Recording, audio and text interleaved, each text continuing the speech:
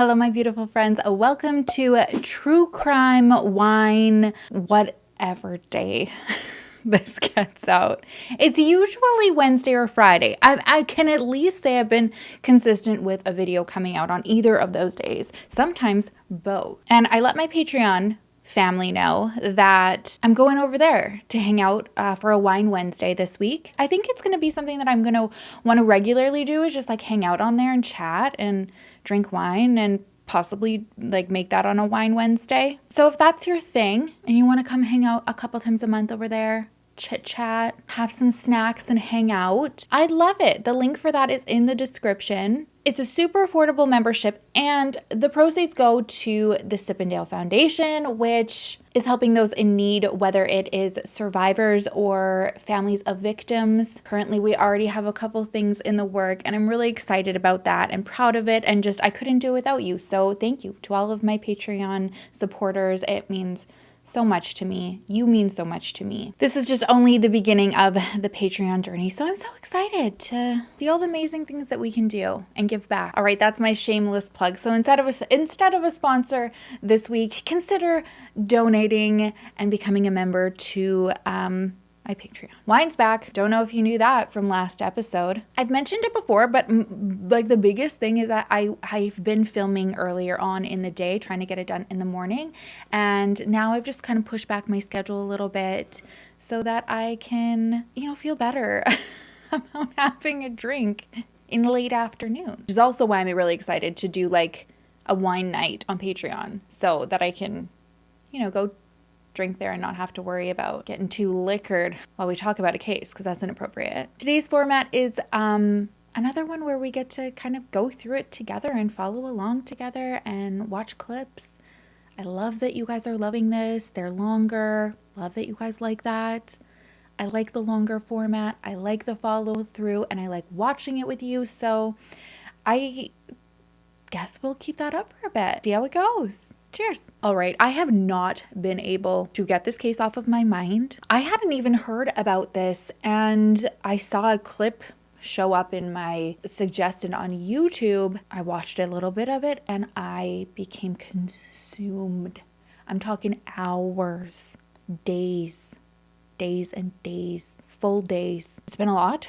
Today we are talking about the heartbreaking tragedy that took place in Waukesha County at the Waukesha Christmas parade last year on November 21st, 2021. It's just devastating. What was supposed to be this memorable, joyous event turned into a nightmare when a man named Darrell Brooks drove his mother's red 2010 Ford Escape through the performers at their 58th annual parade for Christmas. 6 people were killed that day, over 60 injured. There were over 70 charges in this case, 6 of them being first-degree intentional homicide, and those who lost their lives ranged from the ages of 8 to 81. One of them was a little 8-year-old boy. 4 of them were elderly, members of a dance group that called themselves the Dancing Grannies. I can't. And beyond the tragedy that this community has already had to endure, they further had to suffer sitting in court every day with this piece of work, Darrell, representing himself, causing, I've never seen disturbance like this, ever. He was repeatedly removed from the courtroom for just being so disrespectful, so disruptive. You'll have to see. It's not really anything that you can explain. One of the hardest things to watch, and we will watch, and I'm sure it'll be similar for you, was watching him cross-examine witnesses, survivors, including his ex-girlfriend, who he pretty much blames for all of this happening because they had just gotten into an argument. He even had the audacity to roll his eyes during the victim impact statements. I apologize in advance. There will be some uncontrollable rage coming from me while we watch the footage. What's more upsetting is this should have never happened, and not because people shouldn't do this. That is just an obvious. But Darrell Brooks should have never been on the road that day because he was arrested just weeks prior for hitting his ex-girlfriend with that same vehicle at a gas station that he would later go on to murder 6 people with. At the time of the event, tragedy is a better word, nightmare, horror. He was on $1,000 bail. $1,000 for hitting somebody with a vehicle, allowed to access this vehicle, and had a history of violence dating back to 1999. Just 15 of his arrests in the state of Wisconsin alone were for charges including possession of drugs, strangulation and suffocation, battery, illegally possessing firearms as a convicted felon, resisting arrest, and second-degree reckless endangering safety when he shot at his nephew in an altercation in July 2020. This is where the blood pressure's starting to rise already. It was only on November 5th, 2021, 2 or so weeks before this tragedy, he got into a fight with his ex-girlfriend, a woman named Erica. And like I said, he was charged with second-degree recklessly endangering safety when he ran her over at a gas station in this SUV. That was his mom's, that he used later to kill people. It was his mom that posted bail for him. She posted it on November 11th, and he was officially released on November 16th. One of the reasons, on top of all of this, is that he also had an active warrant out. It was in Nevada for him skipping out on court for charges involving sex crimes. And finding all of this out, the community itself, the families of these victims, the survivors who have survived, and many of them have permanent brain damage, are just outraged, and rightfully so. What in the heck was he doing out and on a bail that was so low? One of the bigger slaps in the face is the reasoning that was given by Milwaukee District Attorney John Chisholm. This was his explanation. He says, a young assistant district attorney made a mistake in setting the $1,000 bail. I'm not here to make excuses. I own any decision that's made by any member of my office. She failed to look at his pretrial risk assessment because he was overloaded with other cases. What you have here is a young assistant district attorney, trying to do the very best she could under difficult circumstances, and she made a mistake. Gross. I get it. Human error. I understand. It's his explanation that is just the most gross to me. It's not about whether she was overloaded. I do feel like there is a responsibility to make that clear to your superiors that if you cannot handle the job, you need to have help, have some reinforcement. I can't even go and say, that she didn't do that, because who's to say? Maybe she did and we just don't know about it, and those requests were never granted. So the grossness here is that I'm not making an excuse, but here's an excuse, and pushes it on to his assistant district attorney. And because of this mistake, 6 people are dead, over 62 injured. Like I said, survivors that are left with permanent damage now. After this man reused the same weapon that he just used to injure somebody weeks before, and now had the chance to hop back in and kill people. So here is what happened on that day. 5 days after his release, on the afternoon of November 21st, 2021, Darrell Brooks and his ex-girlfriend Erica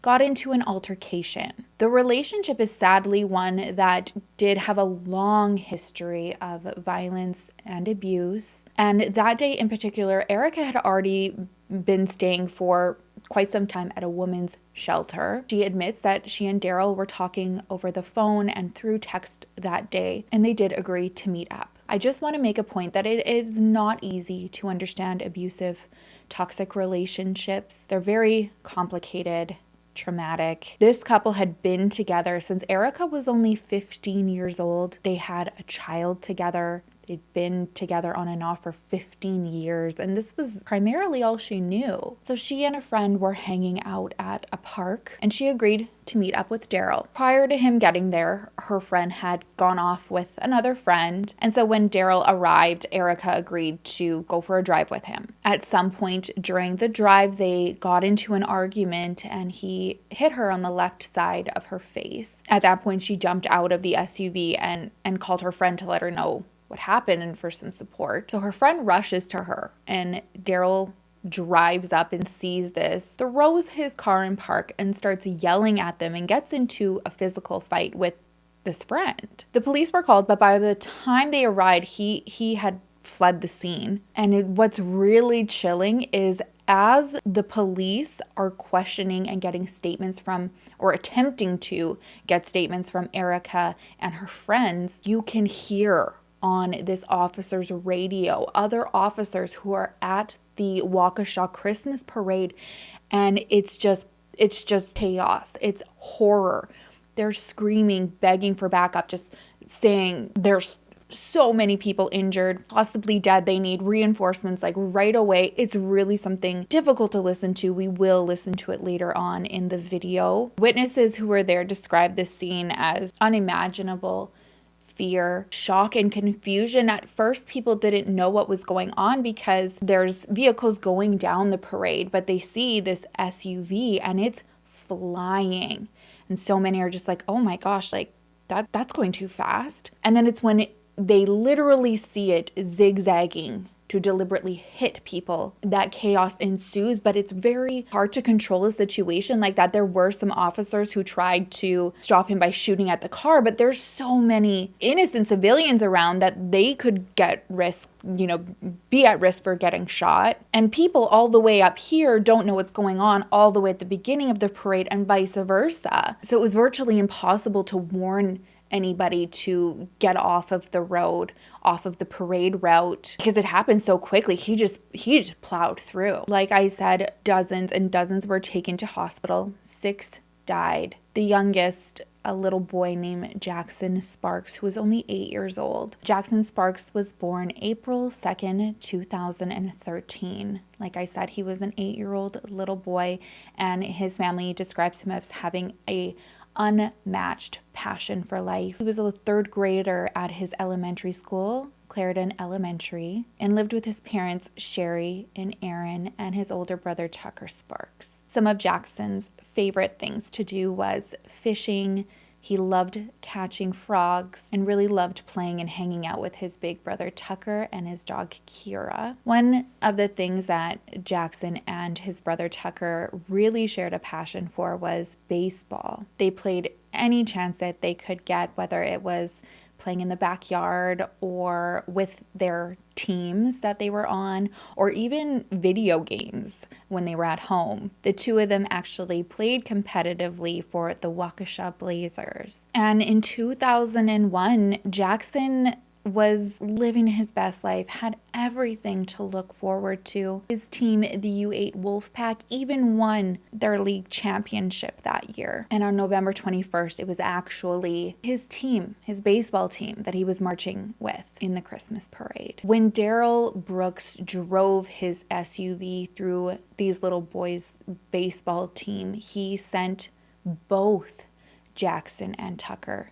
to the hospital, and they both went under immediate emergency brain surgery. Jackson's older brother Tucker miraculously survived. Unfortunately, Jackson's injuries were too severe and he didn't make it. This family has gone through so much tragedy, but seeing their strength is beyond anything I can comprehend. And they do it with such grace and compassion for others. They really pour themselves into their community, giving back and channeling positivity as best as they can to not let this tragedy define them and to make something beautiful out of losing Jackson. The family has created the Jackson Sparks Foundation, and their goal is to help baseball dreams come true for any child who has suffered from life-threatening illness, critical injury, or even somebody who has lost an immediate family member. Their goals that they said are to encourage and instill hope in children through granting those baseball dreams. As far as I know, too, it's already now been green-lighted and in the works. There is going to be a baseball field in Jackson's honor as well, it got me. Like I said, this family truly shows up for everybody in their community. I'm going to have the link to the foundation below. I'd love to see some Sip and Dale love and messages of support there for them. Like I mentioned earlier, 4 other victims from that day were members and a husband of one of the members of the Dancing Grannies. That day, the Dancing Grannies lost 3 of their dancing members: Ginny Sorensen, Lee Owens, Tamara Duran, and one of the members' husbands, who was always there to support and shuttle the ladies to whatever gig they had, Willem Hospital. I'd love to share a little bit about each one of them with you. We'll start with Ginny. She was 79 years old, and she's described as kind of the spearheader of the group, the leader, the one who taught them how to dance. She always had the excitement and pep in her step. She actually met her husband when they were at church and taught him how to do the can-can dance. And from that moment, he said he was hooked. Professionally, Ginny really found her calling as a registered nurse. She graduated from the Milwaukee School of Nursing, and she remained in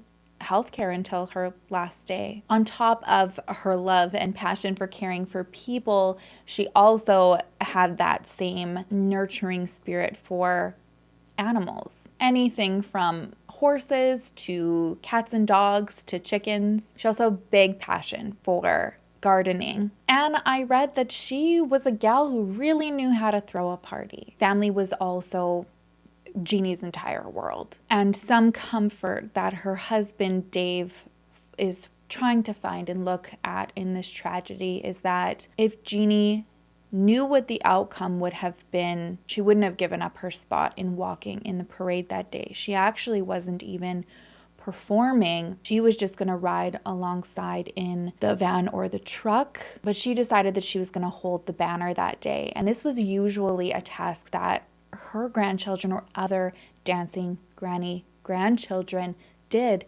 And looking back, Dave knows that Ginny was a hero that day. Another dancing granny that lost her life that day was Leanna Owen, but she was known as Lee to her friends. Lee was 71 years old and worked as an apartment manager. And she sounds like, if you've ever rented from an apartment, sometimes the managers are not always, I don't know, the warmest and fuzziest. And I get it, I can't imagine managing an apartment and having to chase people down. You're just about like anybody who you see in your office. You're just over it. Whether they're there to pay you or not, you're just like, put it on the desk, get out of here.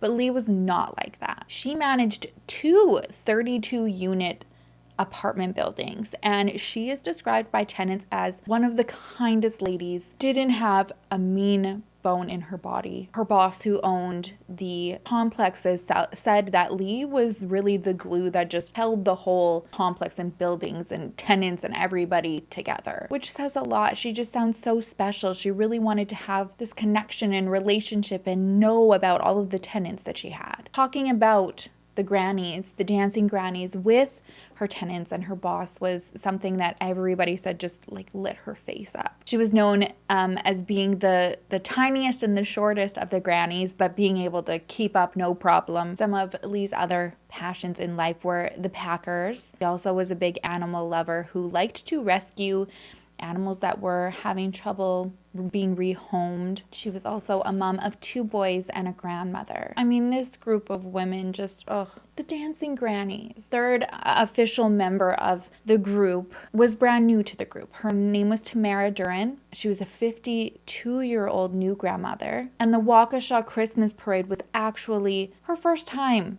marching with the grannies. The grannies sound like just like it would have been the perfect long-term fit for Tamara. She and her husband Dave knew each other since high school, and he said she was a cheerleader then, and she was just somebody who was always dancing through life. Even if there was no music, she was dancing. She also ran every single day, no matter the weather. It could be freezing cold, it could be scorching hot, but dancing really was where her heart was at, her biggest passion. And she even went to live showings of Dancing with the Stars. So whether she was just watching or dancing herself, something dance related was Tamara's jam. In her personal life, she cared for her grandson 4 days out of the week. I can only imagine what that time and those memories mean, especially to a first-time grandmother. She also was a regular volunteer at local hospitals and also for the Red Cross. She also volunteered at the Waukesha Memorial Hospital as a chaplain. And prior to that, she worked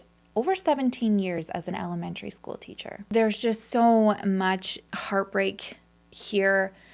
Not only was it Tamara's first time marching with the grannies, but she actually had been on a trip in Florida with one of her dear friends, and she rescheduled her flight to arrive earlier so that she could participate because she was so excited about this first performance. And on her Facebook, she even shared a picture of her in her beautiful outfit that she got to march in, and you can just see in the photo how proud she is and excited she is. One thing that her friends and family are trying to hold on to moving past this, or forward, not past, but moving forward this unimaginable heartbreak that they're going through right now, is that Tamara had very, very strong faith, and she was someone who said she never feared death because she was so confident that there's life after death. There's a heaven and a God. Really, you just can't even make up a more wonderful group of people,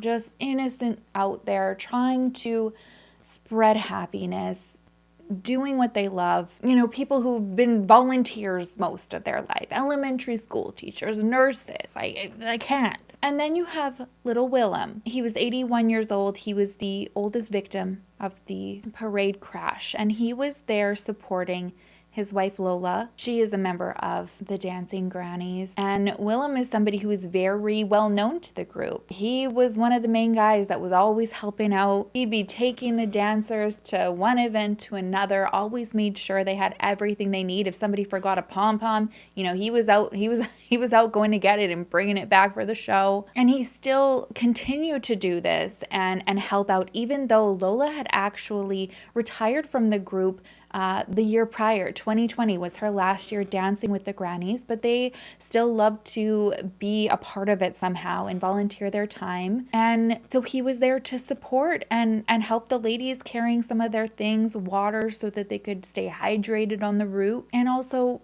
taking photos and videos of them as they perform so that they could have something to show their families and friends and social media. I mean, your heart really can't be ripped out any harder. Did I mention wine is back? The sixth person who lost their life at the parade was 52-year-old Jane Kulik, and she was marching with the Citizens Bank float as a new employee of the Citizens Bank. Jane was born January 6, 1969, and was married to her husband John for over 22 years. She was a mother of three. She has a daughter named Taylor and twins Alicia and Jacob. She also was a grandma, a very, very involved, hands-on, loving grandma. Her husband describes her as the rock that held the family together, and in an interview, I bawled watching him because he just said he's always needed her. The family needs her, and he doesn't know how that looks moving forward. Their love was the love that was instant. He said when he met Jane, he told his friends, I'm going to marry her. A month later, they went out for dinner on a date, and he proposed, and she said yes. She just sounded like such a wonderful, sweet woman. She was the one who always showed up for everybody and sent cards in the mail. You invited her to something, there was no excuse. She was coming. You could always count on at least one guest, and that was Jane. She's the one who everybody describes as their home, you know, like that one person where just when you see them somewhere, you're just like, oh, okay, I'm comfortable now. She's also described as somebody who's very fun loving with a quick sense of humor and another die-hard Green Bay Packers fan. I mean, just going through her Facebook, you just see she loved her family immensely. Her whole feed is just full of her children and her grandchildren, or posts talking about them and all of the fun things that they do together. They're the family that had family game nights and barbecues and went camping together, and even with the kids grown and having grandchildren, everybody got together and make those memories and stayed so close. A common theme that I came across when learning about the victims is how wonderful their surviving family members are as well. And this repeated theme was seeing the positive and trying to look at the brighter side of the tragedy. And when it came to Jane, her husband shared that the medical examiner found out that Jane had had undiagnosed uterine cancer. Nobody knew about it. It's unsure if Jane would have known about it. And so John is able to look at it like maybe there would have been immense suffering and our kids don't need to live through watching her go through that. Something that she always said constantly that sticks with the family is everything happens for a reason. And we may not ever know what that reasoning is. And he said when he found out about the diagnosis, he said maybe this is the reason. Like I said, I'm going to have links to any fundraisers, foundations, GoFundMes, anything like that I've come across for the family. That'll be in the link in the description. And I did want to mention that Jane's daughter, Taylor, she just seems like such a strong woman, fabulous mom. Just hearing about Jane, it's no wonder she is.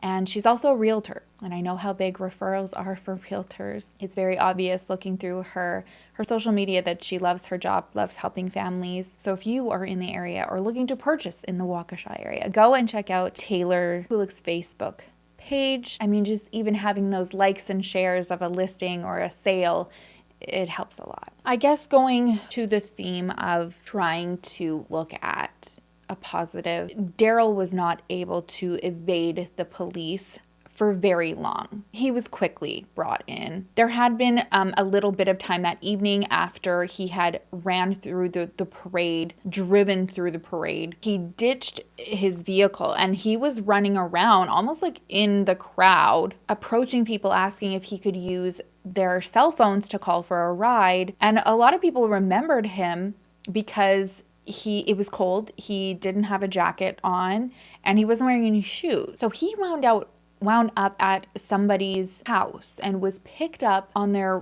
like Ring camera, and he's like knocking, being like, hello, I need help calling an Uber. And the homeowner let him in, thought he was homeless, let him use his phone, and he makes him a sandwich. I mean, fabulous people in Waukesha. That is what I learned.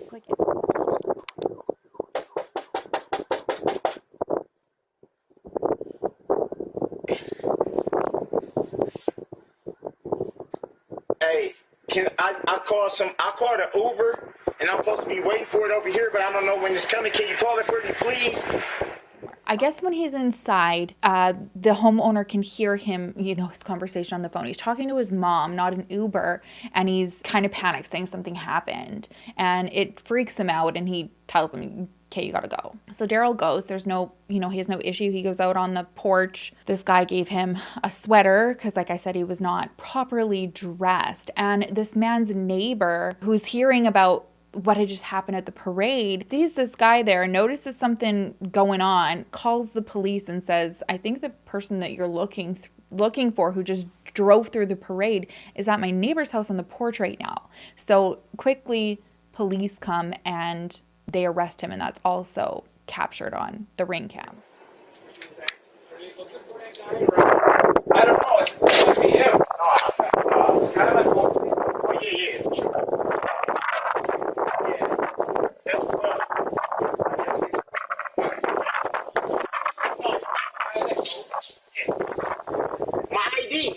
My ID.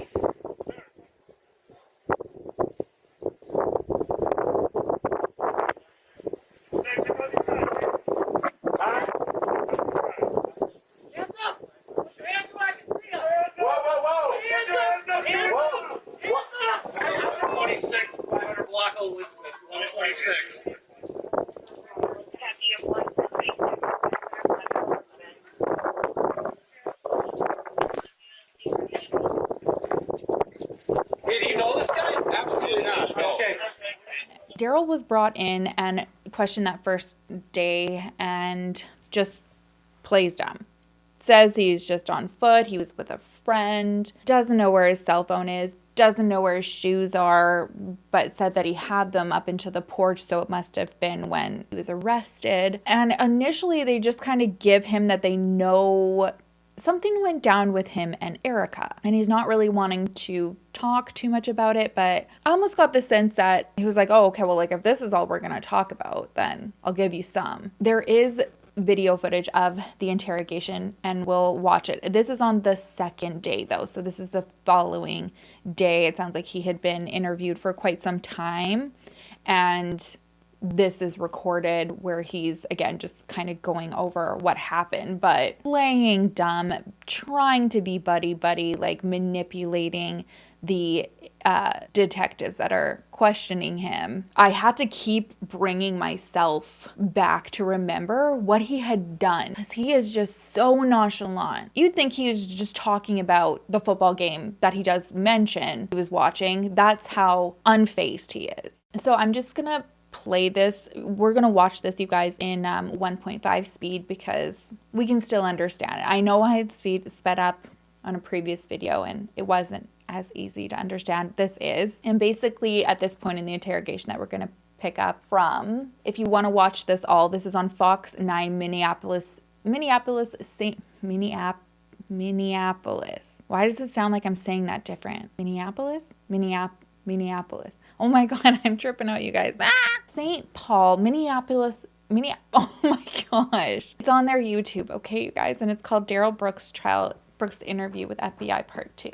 If you want to watch it all. Basically, where we're jumping in, Darrell is just saying that on the day, they haven't said anything happened in the parade. They're just trying to say like, oh, you know, what were you doing out and about? Why is Erica saying this about you? And so he's saying that he was hanging with friends and they were watching the football game. He then kind of says at one point he walked to meet up with Erica.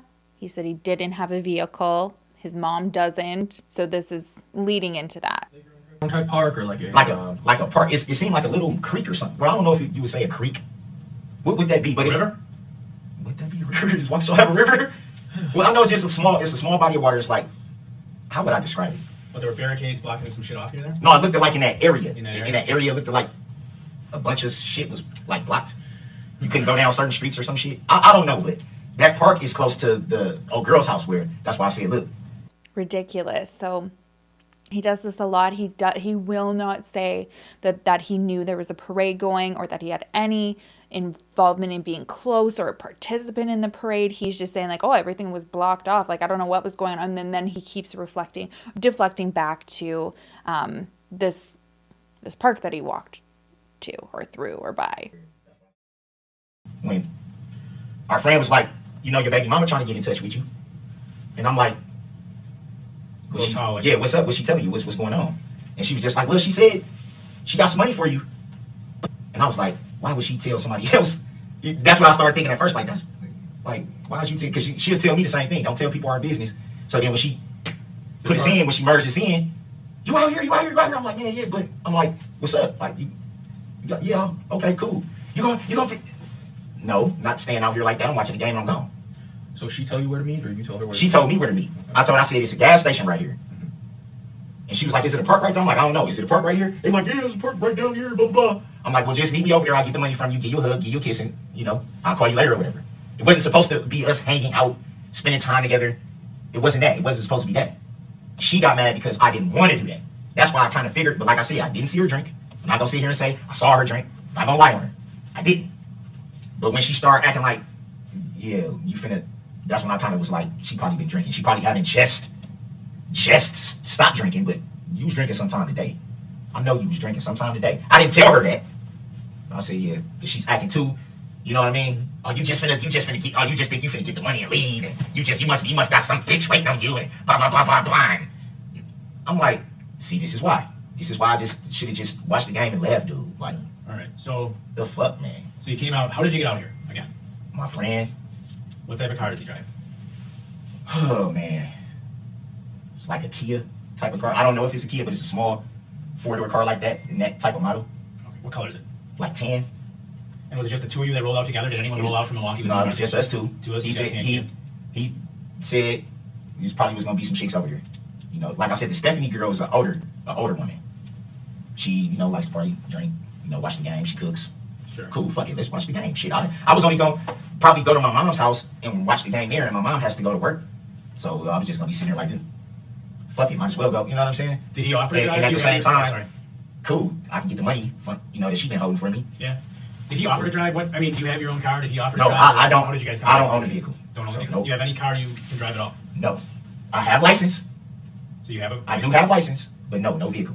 Don't ever use your niece's nephew's mom's car or anything like that? My nephew doesn't have a vehicle. My niece is... This is like what drives me crazy about this type of personality, where the manipulation, he's like, nope, I don't drive. Nope, I don't drive. And then it's like when he's like, oh, I got a license though. I'm going to offer some information. I'm not going to lie. I've got a license. He does this a lot. 14. What about your mom? No, my mom doesn't even know how to drive. She doesn't have a car, doesn't know how to drive? She doesn't know how to drive. Does She never learned. Okay. Does she have a car that she lets you use at all? No. Does she have a car at all? Maybe not that she lets you use. Does she have a car in her name at all? It's his mom's vehicle. So whether she had it in his name or in her name for him, as far as I know, all the records, it's his mom's vehicle. And he's just straight up lying. And then just wait until you see how upset he gets when he feels like he's being lied to. I think she did at one point. Does she right now? Not that I know of. Okay. I'm not going to say no because I don't know. I honestly don't know. Me and my mom we was kind of having family issues for a while, so we didn't talk for a while. Issues that didn't have nothing to do with this. It was between me and her. So we started back talking when I was in Georgia.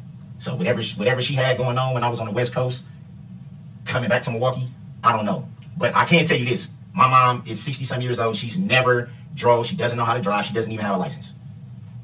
Okay. She catches the bus to work, which I don't like her doing because Milwaukee. So she has to go. She works at Freighter. So she has to go. The way her bus route goes, she has to go way into like 92nd and somewhere she told me they don't even have a. You see like the deflection, like okay, let's go all the way over here. Let's talk about my mom's route to work on the bus. She doesn't drive because she takes the bus, and this is where she works, and this is how she gets there. And I don't want her driving on the bus or riding on the bus. It's just it's mind blowing how he just so confidently is saying this. A bus depot thing. Mm-hmm. So it's getting cold as shit, and it's dark out there, and she's just standing out there, and I was just like, damn, I don't want. So I'm like, you probably gonna have to change your route to catch the bus from downtown Milwaukee on Wisconsin Street, downtown Milwaukee, and then go up because I don't like her. Sure. Yeah, I don't like her doing that. So you just argued a little bit, and then you're saying you walked away yesterday. Yeah, I told her, I'm like, I'm not finna freaking. It was people out there. They would tell you, I did not put my hands on this woman. I did not push this woman. I did not choke this woman. I did not kick this woman. I did not grab this woman. I did not do anything to this woman. People out there, as in like just regular civilians. Just regular civilians. People that know you. Regular civilians. Did you meet her by yourself?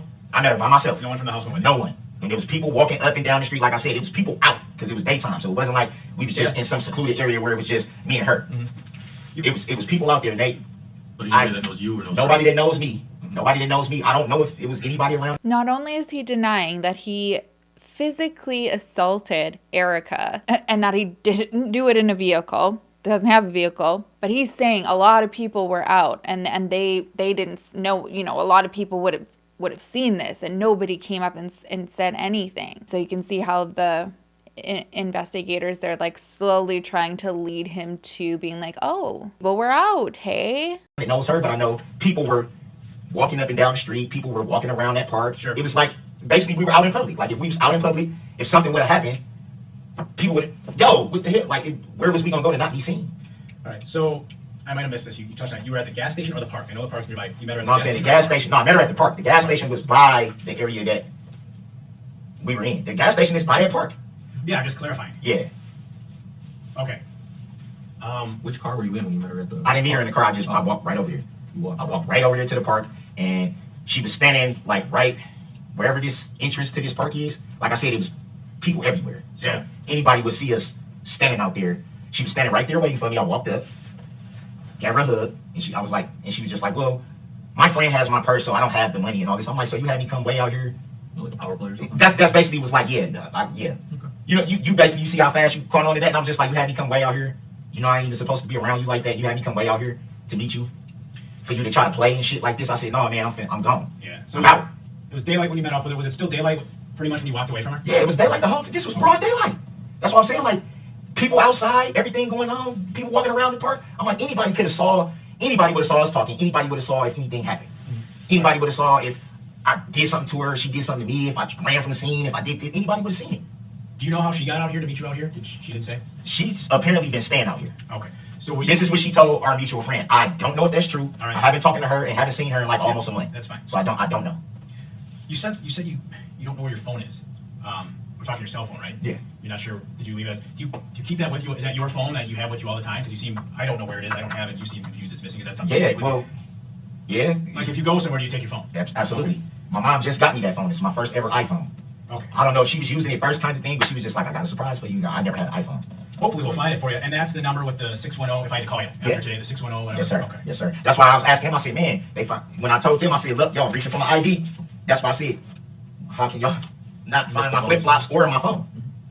I had on some Green Bay Packer flip-flops because it was game day. I didn't initially have a jacket because, like I said, I was riding with somebody else. So I figured. So you didn't bring one in anticipation of the cold? I didn't because I figured I'm going from the house right to wherever we're going. So it wasn't like I'm gonna hang out with y'all all night type of deal. We was just supposed to be watching the game, having a few cold ones, and then I was getting dropped back off home. So what happened, Darrell, when you ended up, so I know you say you're not familiar with the area. At all. I'll lay this out for you, At all. so follow me for a minute. You say you're kind of near this park. I got an idea in my head of where you're talking, based on my knowledge of the city. It's right near Stephanie's where you're hanging around watching the game and Marcus is there. You came out here with your phone, because you take it with you. How did you end up at this guy's house? Now, you said when you walked away from Erica, did she go the other way? You walked away. From what I remember, she just stood there. Okay, She was just standing there like. Right, well, so you whatever. walked away and it was over. It was over. It was over. How did you end up at a guy's house asking to use his phone, which is blocks away from Stephanie's? Okay, I can tell you that based on my knowledge of the city, based on approximately where you're telling me it is, without your phone in your shoes. You understand where that's kind of weird? How did you get to be over there? What happened?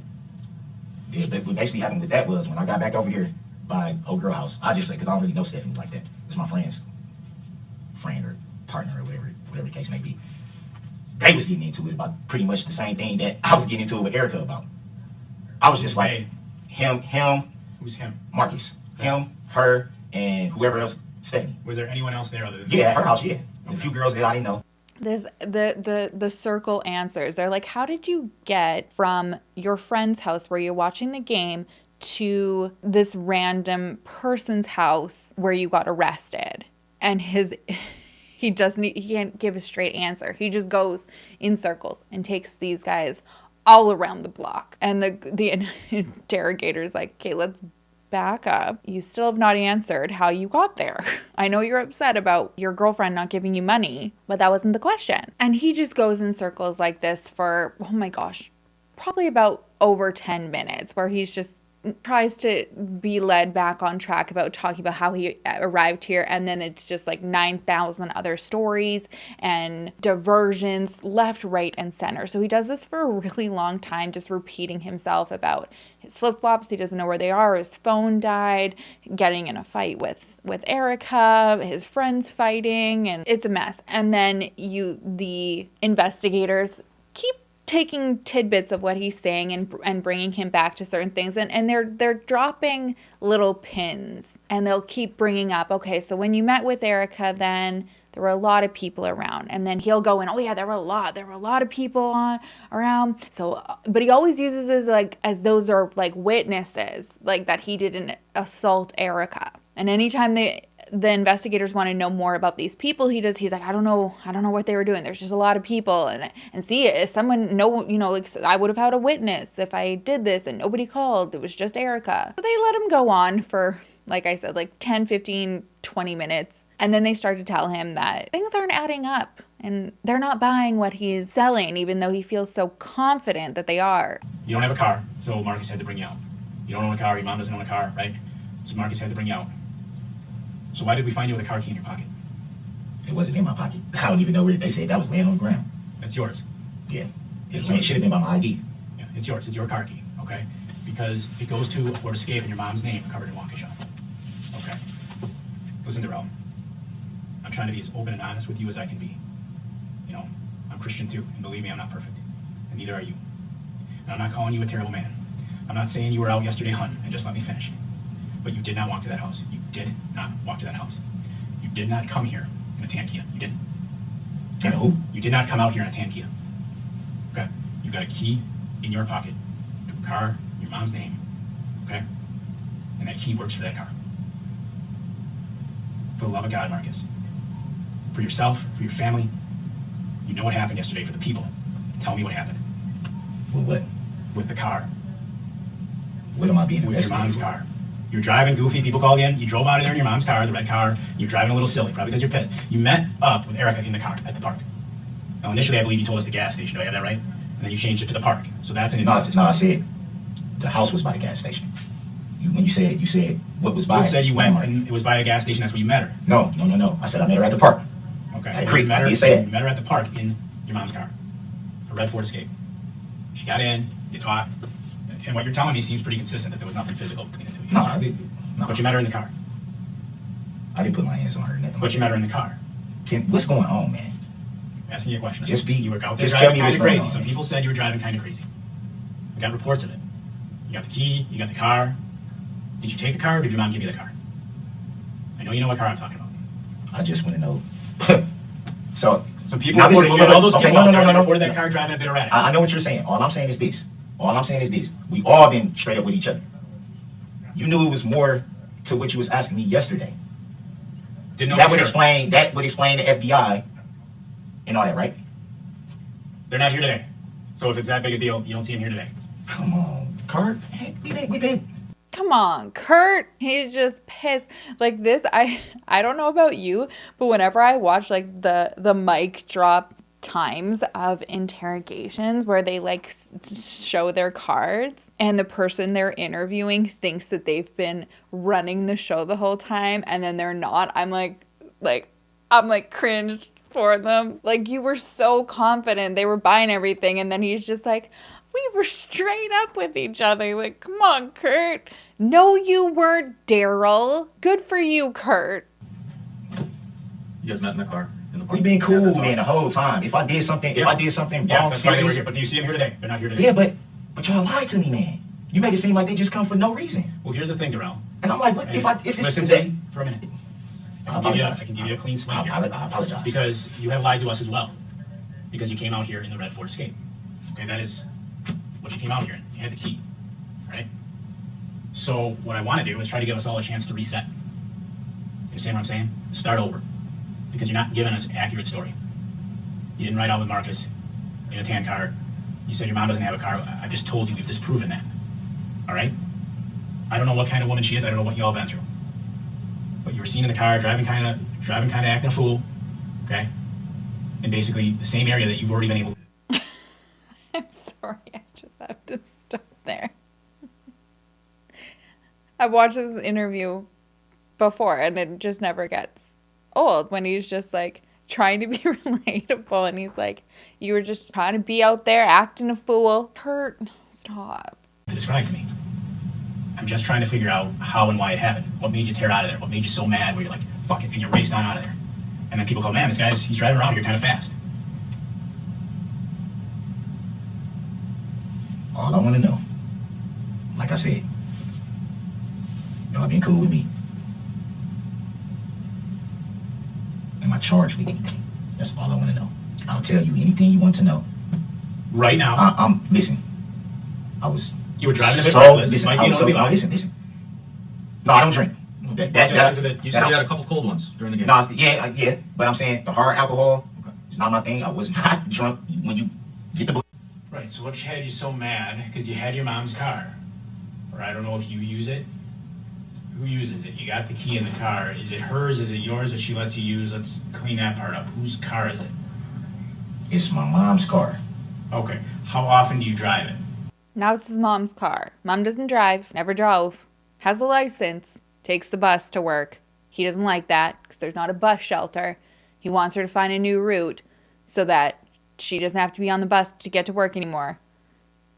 But now it's his mom's car. Please, just please. Whatever you can't tell me, I understand.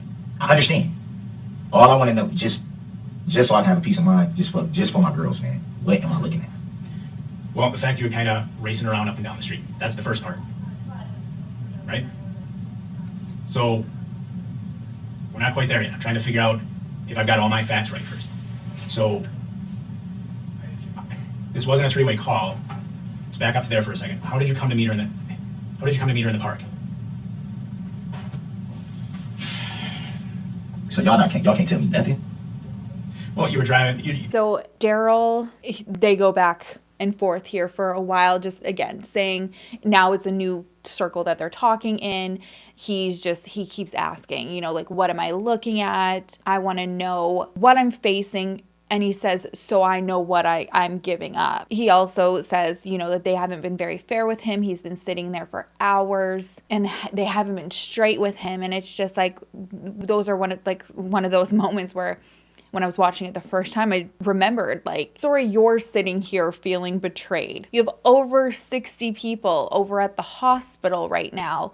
Witnesses who were there, family members of victims, described it as pure chaos going in there. People running around screaming, trying to find their loved one, not knowing if they were dead or alive or in emergency surgery. 6 people are dead. One of those, a little 8-year-old boy, and you're feeling betrayed and uncomfortable that you've been sitting there for hours. So a little backstory, when we're going to pick up again here now at the part of the interview where he's now trying to flip the script a little bit, because when he was arrested, he's saying that when his arms were put behind his back, something happened to his shoulder. And part of him sitting there is that he's been asking for Tylenol and not getting it. So, I don't know what this neigh is that keeps coming out of me, but it just unlocked a new anger sound. It hurt worse now than it did yesterday, or last night, rather. Yeah, it's going to be sore. It's definitely sore. There's no doubt about that. Oh, my God. Take a break and see if we can round up some time on what I mean. Yeah, we can see if we can. How about we see if we want me to see if I can find some? Yeah, I just wanted to. Let me see if I can find some. It's so many things going through my mind right now, the pain. I didn't even know she called the word. She didn't call. The cops. Yeah, someone else did. I know you said you lost your phone, or you didn't know where it went dead, and now you don't know where it is. If we find it, so we know it's yours, can get it back to you. I know you said it's cracked, but no, well, the screen is cracked, but it has a. I don't think it went all the way to the what's glass. The code? So we know it's yours, and if we can try to turn it. It doesn't have a number code. You have to. Can you draw it? Do it with that. Can you draw it? It's dead. It's not even gonna turn on. Well, yeah. But So here he's talking about his phone and if they'll be able to get into it, more circles. And then he gets into Erica's trying to demonize me. But as he's getting all excited and passionate about this, I guess there's like a pop or a crack in his shoulder and he just runs with this. You guys have to see this.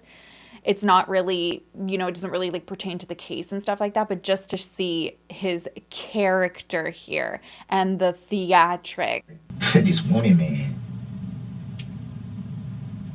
And I love her to death, man. I wanted her to be my wife, man, but I just wish somebody could tell her that. Like, I wish somebody could really tell her, like, man, this dude loves you, man. Why are you doing this to this guy, man? He literally wants to marry you. 16 years, man, off and on. I'm not gonna go mess with nobody else, man. That's the person that I want to be with, but I'm not gonna continue to be the scapegoat because you want to drink. And when you know I don't, you making it seem like I just beat up on you. Like I'm just like you're a punching bag or something. I don't wake up and be like, oh, bitch, I'm gonna hit you. Or I'm like, what? It's like almost like I'm demonized here. Like, I'm not saying you're a demon. No, not you. Not y'all saying that. But it's just, I feel that way because you're trying to guess. I know you heard that. Oh my God. That fucking hurt. Sure. I know you heard that. I heard it. Good check. We're gonna go check with them. Maybe they'll listen to us a little bit better. Fuck. Let's check. Yeah. Oh my God. Yeah, give us a minute. See what we got. Dude, it gotta be something wrong then. How the hell does it? Sometimes sprains will pop too. Yeah, but why is it hurting like this and they say there's nothing? Dude. Because sprains can actually be more painful than a break. Whatever they did, it hurt so bad. Why don't you keep the food in the soda and move that to keep God. Ooh, first of all, like before we get into like what he does here, like just hearing that is just like it's blood boiling. Like he's complaining about this. You just killed 6 people. You had 62 people in the hospital right now because of you.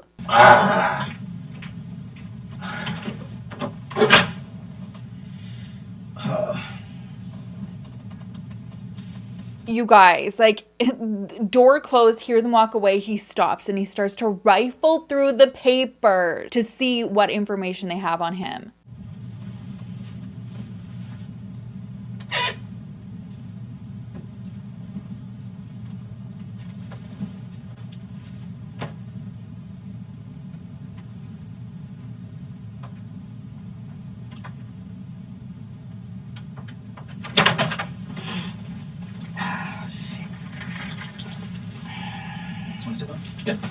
Oh my gosh, like, don't you just want to jump through the screen and just punch him in the face? Rifles through the papers, picks up the phone to try to make a call. They come in and he just like quickly puts it down, and he starts like complaining about the pain. I can't.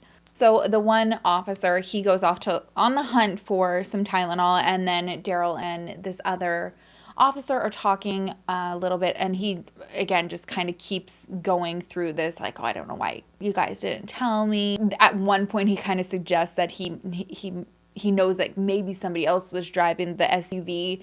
The cop like basically just shuts it right down, like, don't even go there, we're not even gonna go down that little back alley side road on this gong show route that you're trying to take us on. And then it again for over 10 minutes, it's, I don't know why you didn't tell me. You guys knew. What do you know? What am I looking at here? I gotta know for my kids. It gets to the point where the officer finally starts to talk about, not letting Darrell lead the conversation in terms of what happened with him and Erica, but that people were injured because of this vehicle that he's now admitted to driving in this parade. And he won't admit it, that he was doing it or that he went anywhere. He's just kind of letting them lead now and listening to what they know. But the officer tells him, people were hurt, and that's all he's giving him. Someone was hurt. Darrell's like, oh, someone was hurt. There's this one part though that it just really shows character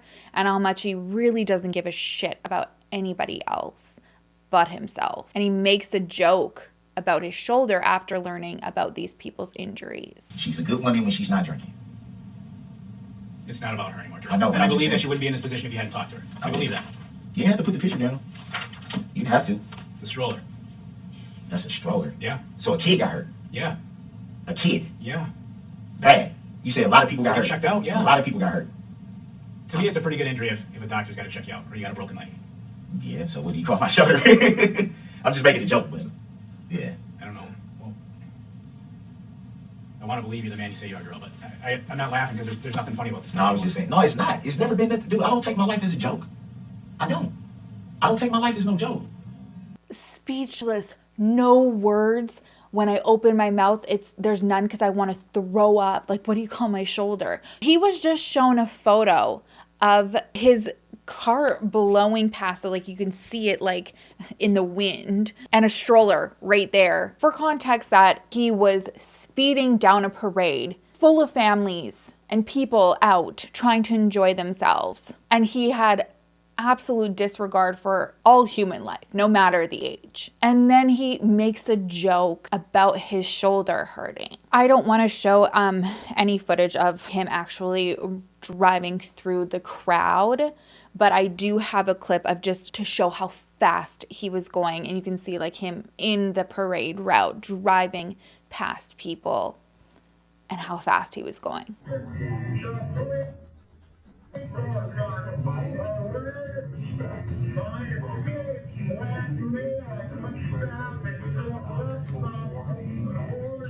At the end of the interview, when he's just done talking, it comes to the point where the investigator brings out a cell phone video of footage of him speeding through this parade, and you just hear screams on it, and he keeps wanting him to look at the video, and he won't look at it. And then he does the same song and dance where he's like, why don't you just tell me what I'm facing here? I don't want to look at it. Why are you making me look at it?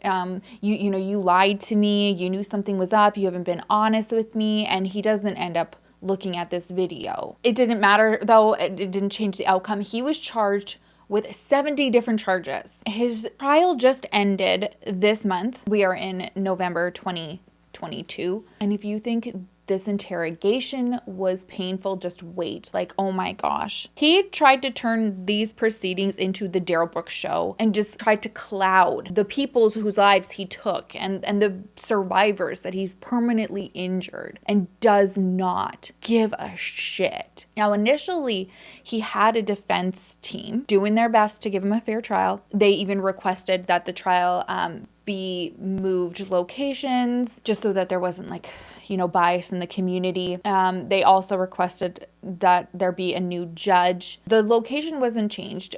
They went through thorough jury selection, even though you'll see he does not feel like it was.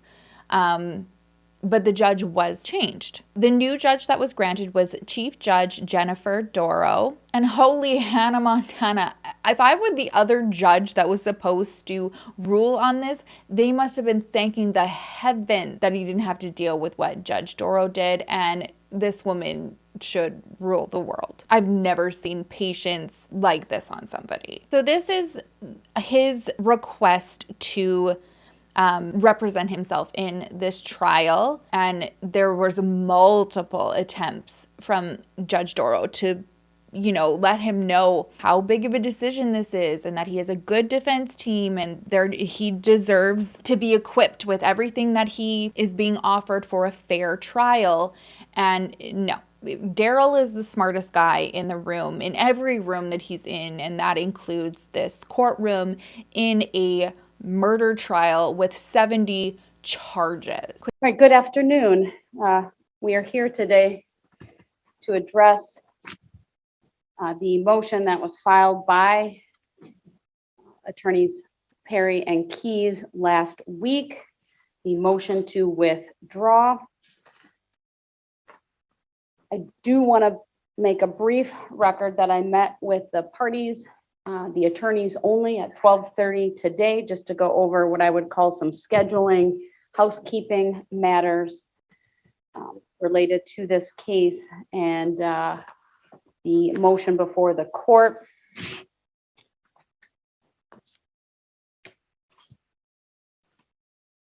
I don't believe I need to put any of the substance of that on the record unless there is a request from either of the parties. I do not intend to go over any of the substantive issues that are remaining in this case, other than the motion to withdraw. That includes the various filings that the parties have made and any other open issues that we have at this time. I need to first address the issue with Mr. Brooks and the motion to withdraw. I do want to start out with you, Mr. Brooks, and ask you, is it your desire to represent yourself in this case? It is. I would like to proceed in this matter for prior persona, not pro se. Say that last part again. I would like to proceed in this matter in pro per, not pro se. So you're going to have to tell me what you think that means. It is me exercising my right to defend myself, to represent myself as a sovereign citizen. So essentially, this matter today would be me appearing by special appearance. You have an absolute right to have an attorney represent you. It is protected not only by the Wisconsin Constitution, but the United States Constitution. Do you understand that? I do understand my rights under the United States Constitution, yes. Did you hear what I said? Repeat it. Do you understand that you have the right to have an attorney represent you, what we call the right to counsel? Under the Sixth Amendment, correct? Under the Sixth Amendment, the 14th Amendment, and the Wisconsin Constitution as well. It's a well-established right that a criminal defendant has. Do you understand that? I'm aware, yes. Do you also understand that you have the right to represent yourself? I'm aware of that as well. I have before me a motion to withdraw by your attorneys with the sole basis that is listed that you want to represent yourself. Is that your understanding as well? That isn't entirely how the issue came about. I think it's important for that to be on record. I'm not asking you to divulge attorney-client privileged information. Do you understand that? So essentially, what's the question? Well, I want to make sure you understand you have these competing rights. It is recognized in our case law from the United States Supreme Court, the Wisconsin Supreme Court, that there are these competing rights: the right to counsel and the right to self-representation, essentially to be your own counsel. Do you understand these competing rights? I am aware. Do you understand, sir, that you can't have an attorney and exercise that right and also exercise the right of self-representation? All right, we're going to stop there. So, and I didn't understand some of this, like what she was trying to explain until like further in the trial, where, because he's wanting to represent himself as an attorney, not represent himself as self-representing.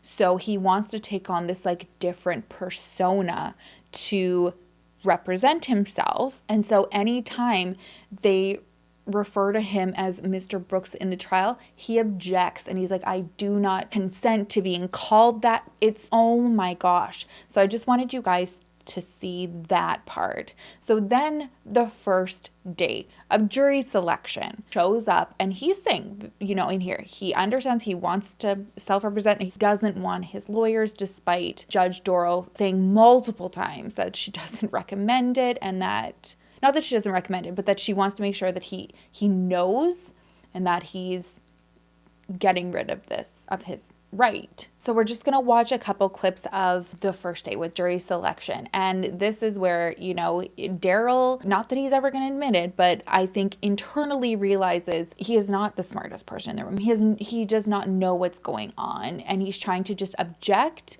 and then says he doesn't understand. But she's like, the trial goes on. You made your decision when you forfeited your right to have defense counsel, and now you're self-representing yourself. Whether you understand or not, that is not my problem. That was your decision. The show must go on, pal. And so we see, I think that he thought him saying that he didn't understand, or all the objections and stuff, this was just going to be a delay tactic, and it was either going to get thrown out, or I don't know what he thought. It didn't work though, and he just has full blown grown man temper tantrums during a murder trial. Mr. Brooks, I do want to go over We don't have jury instructions. I don't understand the verdicts. jury instructions. I don't understand anything that's in these proceedings, and I'm not going to participate in something that I don't understand. That's your choice, sir. May I please go back into the other courtroom? You can, based upon your choice and your request. I'll make a finding that he's forfeiting his right to be present in this I didn't forfeit courtroom. anything. I asked. I understand you've So I asked, but I didn't feel it's forfeit important to anything. also make a finding based upon your conduct. Based upon what conduct? Me asking? Are you willing to expressly waive that right on the record right now? I'm not gonna expressively waive anything. Are you willing to I'm making engage in a colloquy regarding your right to be present I and do a not. knowing and intelligent and voluntary waiver of that right? I am not going to consent to anything that I don't understand, and I will not answer any questions that I don't understand. I'm merely making a request to not be present in these proceedings. And to be in the other courtroom? Again, as I've stated numerous times now for the record, I will not answer or comply with anything I do not understand. I'm not making a voluntary waiver of anything. Are you willing to be, let me rephrase that. If I have you stay in this courtroom, are you willing to follow the rules of decorum and courtesy? I do not understand the question you are asking. Are you willing to not interrupt the proceedings with disruptive behavior? I do not understand the questions that you are asking. Well, given that he won't answer the questions directly, for now he is to remain in this courtroom. I'm requesting to not be in this courtroom. but you won't answer my questions regarding that, sir. I did. I told you I don't understand. We're going to stop there because this just goes on. If you're interested in watching this is on live now from Fox. And then the title of the video is called "This is Ridiculous. Darrell Brooks says he doesn't understand. Judge throws him out again." Actually, you know what? I'll just put my links. I should have that anyways. Duh, Sherilyn. I'm going to have that anyways for you guys so that if you want to see and go and send some love to all of the channels that helped put this together, very easy for you to do so. Sorry about that. But this goes on for so long. The judge is so patient. She does this for 30 minutes where she says, okay, so he'll move. And then he like changes it like, well, I didn't consent. I didn't say, oh my gosh, it's bad. So after 30 minutes, she's like, okay, we have to move on. This is what is happening for formalities for it to be on the record. And he's moved to the next courtroom, and then he's appearing on Zoom there. She's still, wanting him to participate, wanting him to listen to everything, gives him opportunities to listen with headphones, have a microphone to talk. It's just a mess. When she goes back, like when they pan back into him being in this next courtroom, he's made a wall with all of his case boxes, like a fort to block him so that nobody can see him in there. This is a grown man. I would note he put 2 boxes right in front of where he's seated, so I can't presently see his face. I see his jacket is off because I can see the outline of his arms, and I can see the jacket on the back of this chair. He is unmuted. I've confirmed previously regarding the audio working, and I will just ask him a second time, sir, do you have any requests as relates to the draft packet of jury instructions, whether that be any additions, corrections, edits, or deletions? And Your Honor, would it be possible for the bailiffs to just move the boxes off the table so Yes, we can I think see? that's fair. I'm going to advise the bailiff to remove the box so I can see Mr. Brooks. I don't know what he's doing behind there. We just have to keep coming back to reality to remember this is a murder trial. Over 70 charges, 6 of them first-degree intentional homicide. He's representing himself. This is he's acting as his defense attorney. Can you imagine a defense attorney coming in and doing this? I've never seen anything like this. So the bailiffs take the boxes away. He again doesn't want to participate, says he can't hear things. He's just again buying time because the bailiffs are like, we can hear everything. But then he builds the boxes again. So I've considered the request by the state. I am going to rely on what information they put in the charging document. I'm going to deny the request to include the specific case numbers. There's evidence, of course, that was received regarding the 2 separate cases out of Milwaukee County that form the basis for both of the bail jumping counts. It will be up to the jury to review the evidence and make a determination. As to the verdict forms, though, that were referenced previously, at least the description of them in the jury instructions, that obviously the 3rd count of bail jumping is incorrect. That needs to be battery, and that change will be made. So this part is important for the next part because the bail jumping charge, because there was multiple charges, because there were multiple times that he had jumped bail, he was not understanding that you can have 2 charges that are the same because they happen on different days. So he keeps calling it double jeopardy. He's like, I already had that charge. You can't charge me again with it. And the judge is like, no, it doesn't mean that, for instance, not that she said this, but the way that she's trying to explain it, you've committed offense somewhere one day. If you do it again on a different day, it doesn't mean that it's just null and void and that you can't be charged with it because it's double jeopardy because it's the same charge. It's a different day. This is a prime example we're going to watch about him screaming about this double jeopardy, about somebody not understanding something and then just like screaming, thinking that that is going to deflect and make sense and that people are just going to give in. You can tell that this is this man's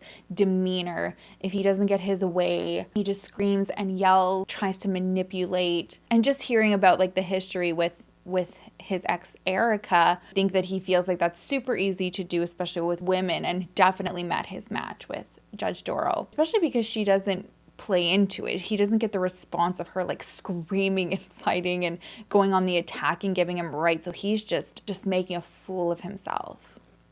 You can't charge me for the same exact bail jumping that I'm already charged with, that I was charged with before this even came about.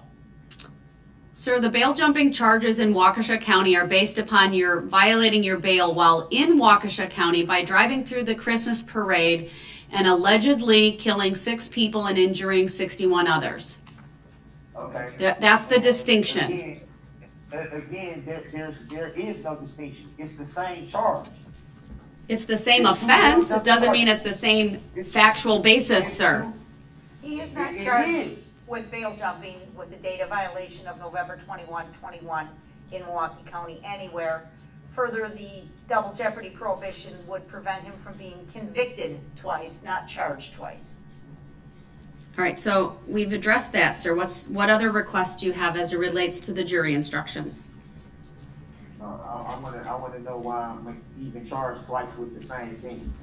You can't charge me in pursuant to a case in Milwaukee that I'm already charged with bail jumping for. I'm already charged with bail jumping for that already. So you can't essentially say, oh, well, because you were already on bail, we're going to charge you. It's a different data violation, sir. The conduct for the bail jumping is related to the allegation that you committed a new crime in Waukesha County while out on bond from the Milwaukee County case. Yeah, but I'm referring to the first bail jumping count. The first. I'm not referring to both of them. I'm referring to one of them. My understanding, sir, is there's different dates of violations as it relates to that. So I've noted your objection now repeatedly. I understand it. Your request to, I guess, dismiss the bail jumping counts are denied. I didn't say nothing about counts. I said one. Whether it's one count or both, it's denied. Am I not being understood? You can't charge me with the same charge twice. You can't. It's two separate cases, sir. There's two. Is it that 971.23? Is it that the statute that refers to the double? All right, sir, I'm not going to have an argument. This isn't fruitful. I understand what you're saying. You're saying there shouldn't be 2 counts of bail jumping. You believe it's double jeopardy. I disagree with that. They're separate. I'm already charged with it, though. This is a circular argument, sir. It doesn't change the fact that, from my perspective, the 2 bail jumping counts are going to proceed forward. There's been sufficient evidence presented to warrant the jury being instructed. They can't. What other requests do you have, sir? You're not gonna talk over me. Don't talk over me. Just like you don't want me to talk over you. Just like you don't want me to talk over you. The nerve, the audacity. Don't talk over me like you don't want me to talk over you. Like, what? Who are you? Who are you? This woman's patience. I'm telling you, this woman needs to run the world. Just like you don't Mr. Brooks, what other requests do you have? And I just asked you not to talk over me. You've been making your record the whole time you've been over there. You had me muted. I didn't see no requests over there. I didn't write nothing to go over there. I let you do what you was doing. No matter how egregious and biased it is, I'll let you do what you was doing. Because we both know that what you're doing is not right.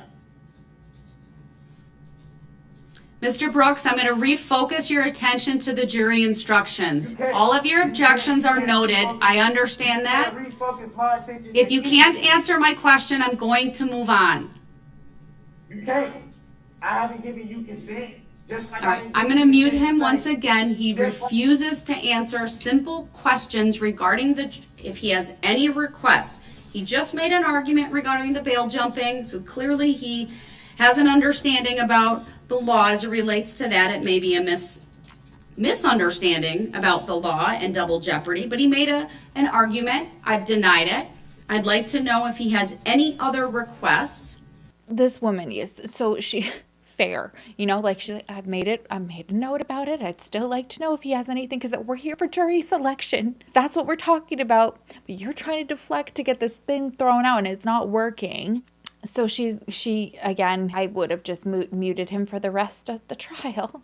This is why I'm not a judge. She gives him more and more and more opportunities, and this is basically, it just intensifies and continues like this. I'll just show one more clip because it's hard to watch because he's just a lunatic. Mr. Brooks, do you have any requests as it relates to the jury instructions? Yeah, I can hear what you're saying. I can hear what you're saying. You just told me you didn't. So which one is Yeah, I it? got the headphones on. You can't see that? What are your requests as it relates? What are your requests as it relates to the jury instructions, sir? Man, don't try to come with this whole little image of sir. Now it's all this sir and all this. I'm gonna get where I'm going. Try to put on this little act like you so worried about what's going on with me. You don't give a damn. Never did. Mr. Brooks, you're being disrespectful again. You've been being disrespectful. You've been being disrespectful. It's, yeah, that's enough of him. I just wanted you to see like this woman's patience, how he speaks, and just give you can just see like this insight into who he is when he doesn't get his way, when he doesn't know what he's talking about. He just screams and he's just belligerent. So that goes on for, that's jury selection. Okay, then we go to day one. Day one, after he puts on this whole thing, you know, like self-representing and interrupting everybody. Don't call me Mr. Brooks. You know, I'm representing in a persona. He shows up in his jail clothes, and Judge Darrell's like, you know, you have a nice suit. Why don't you wear your suit? You have the right to not show up in jail clothes so that the jury doesn't have this, you know, preconceived perception of you. Encouraging him multiple times to change. And he doesn't want it. He's throwing a tantrum. The whole point of allowing for street clothing is not only to shield jurors from the fact that you are in custody, but also you being in a suit and a tie or other street clothing, I think also lends to the dignity of the proceedings. This is a trial. Again, it is your choice. Are you willing to go back to your cell and be dressed in the street clothes that you previously appeared in? With all due respect, I do not agree with that assessment whatsoever. There's no possible way that anybody will not know that I am in custody. I think that's a well-known fact because it's reported on every day in the media. It's shown every day on the news where I am, what jail I'm housed in, and that I'm in custody. It's virtually impossible for anybody to not know that I'm in custody. Mr. Brooks, did you hear the question that I asked you? And I respectfully keep the position that I just put on the record. Mr. Brooks, I will ask you again. Are you willing to go back to your cell or into the jail and put on street clothes? I do not consent or agree to anything that you just stated, Your Honor. All right, he did not provide an answer to a very direct question. Let the record be very clear that Mr. Brooks was given multiple opportunities to answer that question. And go back, Mr. Brooks, that's yet another interruption. I will advise you, sir, that at any point in time, if you wish to put street clothes on, I would give you that opportunity to do so. You've already heard it is my preference. You've already heard me advise you regarding the steps that have been taken to shield the fact that you are in custody from the jurors. You refuse to answer my question about whether you would answered it. go You just back didn't to the like the jail. answer. That's another interruption. So based on his refusal and his I did choice not to come, refuse. that's I did another not consent interruption. to saying Based upon his refusal. I answered. failure to answer my question directly, I will I take did that not as refuse. a non-response, but he came to court That was here not a today. That's another non-response, Your Honor. interruption. I will take that because he's come to court here today in his jail attire, that is a choice that he has made freely, voluntarily and intelligently. No one has forced him to come I to did not jail in consent to those that. clothes. This court is encouraging him not to. He's appeared previously in his street clothes in what I would describe as a very nice suit and tie, but it is his choice to not do that, and we will proceed accordingly. So while we're on the record, may I challenge the subject matter jury? No, you may not, sir. You need to file a motion in order to do that. So Mr. the Brooks? motions I filed haven't even been responded to. I gave Mr. Brooks, you're interrupting me. This is the same stuff where he's like trying to delay. Oh, I have this new paper now that I haven't heard about this. And it's just, she's just like, you make the note of it, you file it if you want to appeal it later, because basically she doesn't tell him this, but you don't know what the F you're talking about, Darrell. And we're not going to sit here and do this anymore. We need to get started. So the video actually cuts off. She tells him like he's got to go. He's taken out. And I just want to show you when it pans back, he's back in the other courtroom, you know, where he goes for his timeout. And not only is he not changed into his street clothes, he's taken off his shirt. All right, we are back on the record. Appearances are as they were before. I need to make a record that at 8:42 a.m. this court ordered Mr. Brooks be removed from the courtroom due to repeated interruptions and disruption with the court. This, of course, comes on the recent history with Mr. Brooks. On every day that we have been in court since Monday, he has shown a complete and utter disrespect for the simple rules of civility. He has been removed from the courtroom multiple times. This morning alone, he started interrupting this court within a minute of the court calling the case. So, yeah, day one. Like I said, though, every chance he's still given an invite back. She keeps inviting him back in the court. He's given the legal right to cross-examine witnesses. And like I said, one of those was his ex-girlfriend, Erica, which is tough. And not only did she need to be questioned by him once, but twice, because the second time he actually called her as a witness. So the first time she came in, it was the prosecution who called her, and during her testimony, she pretty much tells the prosecutors exactly what we've already gone through at the beginning, just that they had agreed to meet. They got into an altercation in the vehicle. She called her friend. He tracked down her and her friend in his mom's vehicle, gets out, and then he actually gets in a fight with the friend. I just want to go through some of this just to show how toxic you can see he is. When it's his turn to talk, just listen to his questions. If you've ever been in an unhealthy, toxic relationship, somebody who's very manipulative, this can be very triggering. It was very triggering personally to watch, so I apologize for that, but I think it's important just to kind of get context and see his character more than anything here. You were hanging out drinking? Yes. Would it also be fair to say that you occasionally drink too much? Objection closed. Sustained. Would it be fair to say that, well, let me back up. What were you drinking? A Mark's Hard beverage. Were you aware that it was said that you were actually drinking vodka? No. Objection. Hold on. When there's an objection, I need to rule on it first, okay? Yes, ma'am. Sustained, that mischaracterizes the previous testimony. Next question. So it would be fair to say that you were drinking. Yes, Would it be fair to say that you were a little intoxicated? I was not. How much did you drink that day? One of the Mark's Hard alcohol beverage.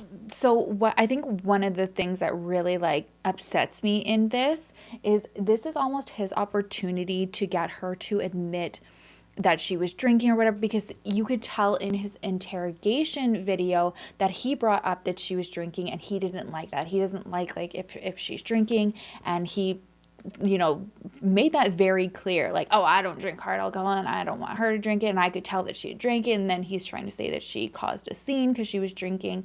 And it's almost like maybe he confronted her that day about her drinking because for whatever reason he doesn't want her to. It's a control tactic. Maybe there's a reason why, but it doesn't matter, and she could have denied it. And it's like, this is so irrelevant to the trial. This is so irrelevant to his defense, but he keeps going on like, what were you drinking? How many did you drink? Like, he wants her to admit it because he questioned her on it.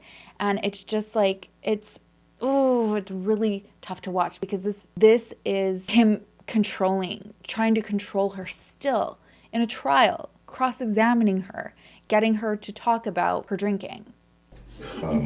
You stated that you were engaging in a conversation with the alleged defendant via the telephone. Would that be fair to say? Yes. Texts, phone calls? Yes.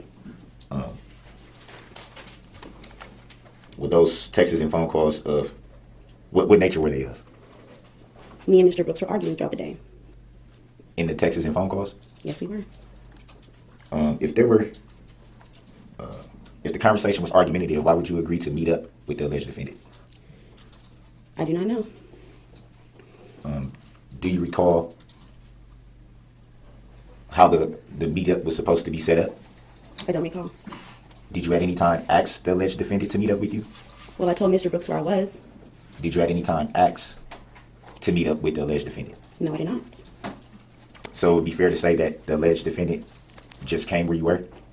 Yes, I told you we were. And obviously, we were going to hang out. I never told Mr. Brooks to hang out with me. I told him where we were. So why would, if there was an argumentative conversation prior to you meeting up with the alleged defendant, why would you tell the alleged defendant where you were? Objection, ask and answer. Sustained. Honestly, you can, like I said, I'm going to have everything linked. You can watch the whole thing go down. It's like this. There's no rhyme or reason for his questioning. It's to be like, oh, like, if we were arguing, why did you invite me? He's just trying to place blame on her, that there was, you know, if we were arguing, why did we meet up and why did we do this? And he never comes out and says it, but it's almost like he's trying to say because of her, because of her drinking, because she had a Mike's heart, because of this argument that we had, because her friend argued with me, this is what happened. Although he doesn't outright say it, but this just goes on and on and on for over 30 minutes of him asking the same question like 90 different ways, and it's like these 3 topics. And then the next day he calls her as a witness, but the whole day starts out quite interesting because the judge made the list of witnesses for the day, and the way that order went, just to like make the flow go better, Erica was going to be earlier on in the day, and he loses his mind that the order is different, even though he should be prepared. Like, you're the one who called the witness, whether they're the first of the day or the last of the day, you called them, and again tries to delay it. So I'm going to give you a clip of this. Is there only one witness left? Yes. For that, yes, for that time. Yes. I believe. No one else is here? No, it's not 10:30 yet.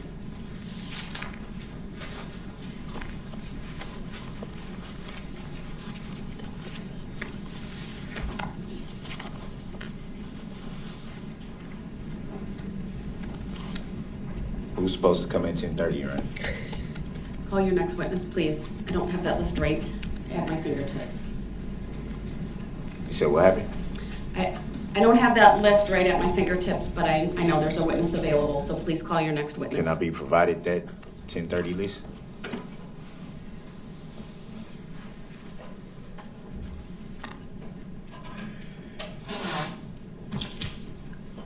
Does the state have that? You could pass it over. I don't have that at my fingertips. Sure, let me try to, I have it, but I'll write it up for Mr. Brooks to review, Your Honor. Thank you. While we're doing that, if the jurors want to stand for a minute, go ahead, or anyone else in the courtroom.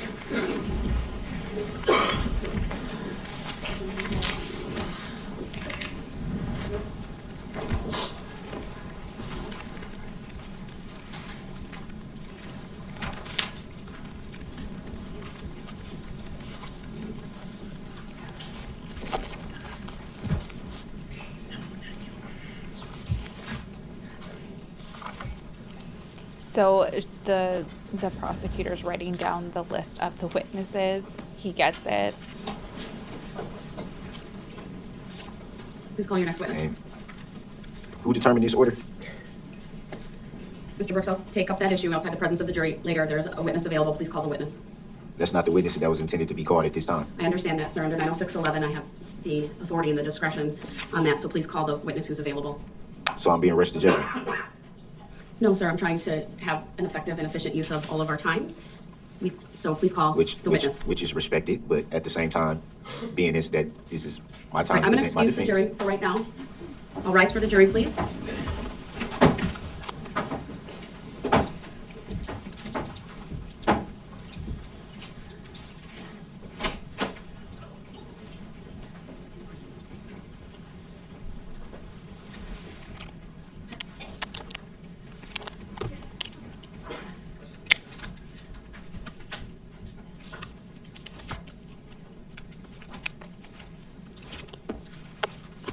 All right, thank you. Be seated. Mr. Brooks, under 90611, I do have the authority and just my inherent authority over this case to require you to call the next available witness. You, in my opinion, were not entirely cooperative yesterday with the process, and so I told you that 3 witnesses would come in at 8:30, 2 would come in at 10:30, 2 would come in at 1:30, 2 would come in at 3:30, and then if there were any left, I wasn't sure if there were or not, would come in at 4. You also didn't provide me with that list. You were advised on the record, But sir. you didn't provide it to me. Sir, you chose not to write down. So that's on you, not me. No, that's so no. You here's can't. the That's thing. a rush to Erica judgment. Patterson is here, so I'm advising you that she will be the next witness that you call if you so choose. If you choose not to call her right now, then I'm releasing her from the subpoena because we have almost 45 minutes until 10:30, just slightly under that. I'm going to stop it there. This goes on for a while. Him just losing it. They kind of go back and forth doing this for a while where he's just like, oh, you're rushing me. And she's like, no, this is your witness. And she's basically like, you don't get to run the show here. If there is a better flow, we have to do that. We have to be useful of our time. If the prosecution also doesn't need that witness, but the 2 of you do later, we just have a flow here. And basically, I don't need to explain myself to you, Mr. Brooks. He gets fired up. Did I not inform Your Honor in the court that I would not give a specific order? I stated that numerous times. And Mr. Brooks, Numerous I have times. authority to tell you otherwise. You may not like it. You may disagree with it. It's not about that. It's about the rush to judgment, You have not Your been Honor. cooperating with this process. The There's state nothing has to cooperate graciously with. agreed to assist you given your custodial status. Okay, and I never asked them to frankly, do any that. attorney in this I never asked situation them to do that, Your Honor. would give us the order. Did I or did I not? Did I ask them to do that? I did not ask them to do that. They No, volunteered. They offered, So at the end of the day, but we expect if your they didn't want to do cooperation in it, that. yeah, but that wasn't one of the stipulations when they offered to do it, Your Honor. Let's No, common courtesy is the stipulation. Okay, sir. but it And wasn't here's the stipulated to, thing. so I didn't have. You are well advised of how this process was going to go. No, I was not. It is because normal if you, in a trial you can't to call put the people, witnesses you can't out put the of people order in a based on specific their spot for availability. me, Your Honor. Come on now. It is. That's a rush to judgment. There's no rush to judgment here. You Did the keep state saying did the that, state sir, have to but put that's their not the case. witnesses? Your Honor, with all due respect, did the state have to put their witnesses in order and tell me? It's irrelevant what the state did. Did they have to do that? They didn't need your assistance to do that. Did they have to do it? No, they did I not didn't have to be do it. provided with.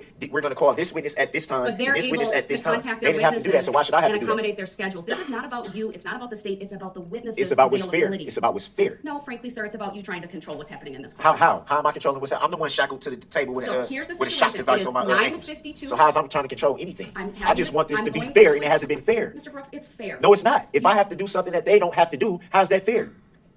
It's fair. Explain to because me how that's of the fair. process that has been set up to frankly help you. No, get the it's not helping me by witnesses it's to helping court. the state And no. by being able to say if we know the time and we know You the did person not. and I we know this, asked you- then we can be prepared. So we'll already be ready. Mr. Brooks, That was I the asked whole you aim of yesterday, that. and I would have had her come in later. You didn't want to answer that question. There was no And question. There was no question to answer. That's not I true. did what you asked me to do, Your Honor. You No, you said didn't. yes, you did. You did. You asked me to give them my witness Mr. list. Brooks, I gave them my witness list. It's yesterday, not my fault. I very It's not my fault. They expressly- weren't going to be prepared. to Mr. do Brooks, their here's the to deal. do The their jury's cross. coming out, and I'm going to stand my ground on this. I'm gonna Okay? stand my It ground is- too, but I'm if not you going don't to be call disrespectful her- or disruptive. If you I'm just don't stating I call wanted to be her fair. When the jury comes back out, I'm releasing her from the subpoena. You can't do that. For your Where's lack the lawful of law? cooperation. Where's the lawful law? I have the right to You have to witnesses, cooperate with this process, but I also sir. have the Sixth Amendment Okay, right. we have a witness available for you to call. I can require It's you not to the call witness her that right should have now. been called at this time, Your Honor. It is based on the list that you provided and That didn't in have a order. time. That didn't have a time or I'm not going to or play order. this game with you, It's sir. not no game. It That's what you don't it seem is to a game understand. you. I believe that fully. I don't care what you believe fully. All right. It's not a game. We- I don't take I this asked- as a game. That's what Let me nobody. explain this to you That's what once nobody. again. You don't got to explain nothing to me. Do you want? That's what you don't understand. You think you that want this the is a whole opportunity game to to me. question? This is not a game to me, Your Honor. Nothing about this is a joke. I never That's said what it y'all was don't a joke. understand. But there's And it's some unfair. gamesmanship It's that's going unfair, on. and it's disrespectful to me that you think I would come in here purposely and treat this like a joke or a game. I never said it was a What joke. type of statement is that? Mr. Your life is not on the line. Mine is. And you think that I think this is funny? I don't think it's funny whatsoever. So And I understand. think, Your Honor, with all due respect, I think you So should show we're some going to take a respect. 5-minute break, and when we come back, the jury's coming out, and you need to call your next witness. Thank you. We are in No, recess. you're not rushing me to judgment. I don't care what you're talking about. So they go to break and come back. When they come back, everybody gets called. The jury gets called in. He's still heated.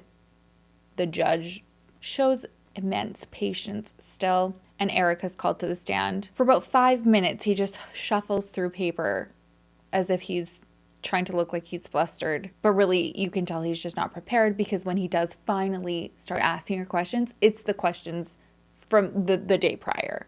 What were you doing the evening of November 21st, 2021, before linking up with the alleged defendant? Hanging with my roommate at the time at Frame Park. And what were you and your roommate doing? I'll object. We covered this ground during her testimony previously. Objection and grounds for, I object to that and grounds for the objection on behalf of the state.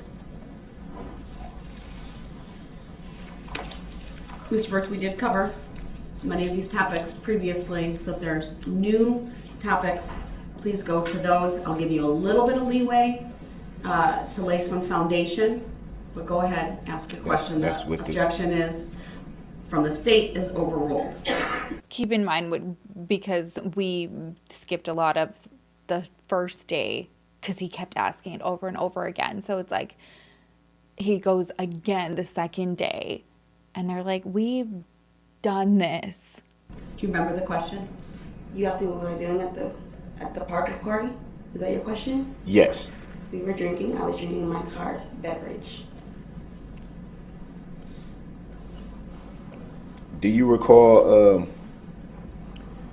around what time of the evening it was when you and your roommate arrived at the park? I do not remember. We left where we were staying a little around afternoon. A little bit around afternoon. Do you recall having any phone interactions during that time when you and your roommate were at the park? Phone interaction, yes. Do you recall who they were with? You. What do you mean by you? Darrell Brooks.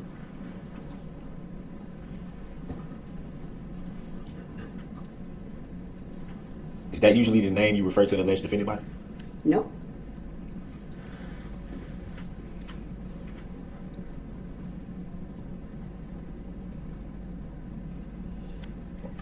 Would it be fair to say that during those phone interactions, there was a talk of you guys meeting up? Would that be fair to say? Yes. Do you recall, to the best of your recollection, what time that would have been at? No, I don't remember. It was throughout the day. I'm sorry, are you making references to the phone conversations being throughout the day? Yes. And so at some point, would it be fair to say that you did meet up with the alleged defendant? Yes. Do you recall what time that was? I just told you no.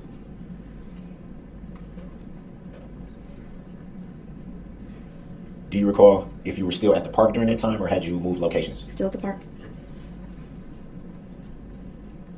And was your roommate still present with you at that time? No, she left. We went separate ways. I stayed at the park and she went her other way with her friend. He does this again, like irrelevant asking this stuff. I don't even know what he's trying to line up. That's how ridiculous it is. We are going to fast forward though to one part that just, again, just shows who he is. And in the alleged incident on November 20th of 2021, were you injured? No. Well, you did hit me a little, like a little. Were you injured? No, I didn't have any marks on me. Is that what you're asking? So where were you injured? By my lip. Objection. This states the evidence. Grounds. I believe the witness understood the question. She answered it. It may stand. Upon speaking to Detective Goof during the first interview, do you recall why you were not forthright with information? I was not forthright. I just didn't tell him everything right away. Just what they're referencing right now is that when like I mentioned at the very beginning, when she was approached by an officer after the call came in that he had assaulted her and her friend, and then that call came through for backup and support at the parade, she didn't want to talk about anything. And that's, if you've been in an abusive relationship, that's common. So that's what was going on there. And so he's using it like, oh, like, why didn't you say anything? Why weren't you forthright? And why weren't charges pressed that day? I don't know, Mr. Brooks.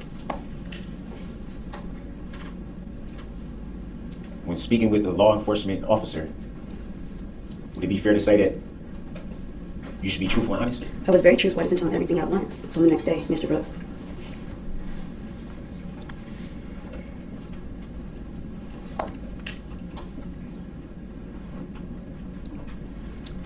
And in the alleged incident on November 20th of 2021, were you injured? No. Well, you did hit me a little, like a little. Were you injured? No, I didn't have any marks on me. Is that what you're asking? So where were you injured? By my lip. Objection. This states the evidence. Grounds. I believe the witness understood the question. She answered it. It may stand. Did your roommate observe any injuries from the alleged incident on November 20th, 2021? She knew about it, but there's nothing visible on my face.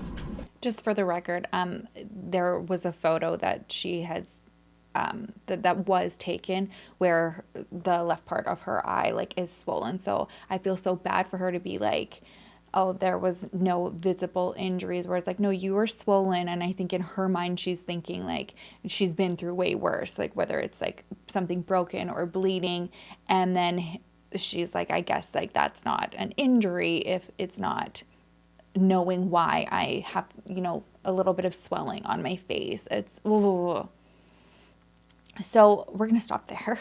He goes on to just like try to paint her as a bad mom, asks how often she sees her 15-year-old daughter, asks what her education is. It's really effed up. And I've seen a lot of comments about how wrong it is that he's able to question his ex-girlfriend after being charged as her abuser. And like I said, watching this go down, I mean, it's really tough, but she handled herself so well because it's legally permitted. Ethically, he's innocent until proven guilty in this case. And I was trying to think of like, okay, like how would, like that be prevented in the future of a victim being interviewed by their abuser. And I don't know how that would look like in terms of like falling under the law. What I will say is she conducted herself with such grace and composure and strength. She helped these families with her testimony and enduring this cross-examination of this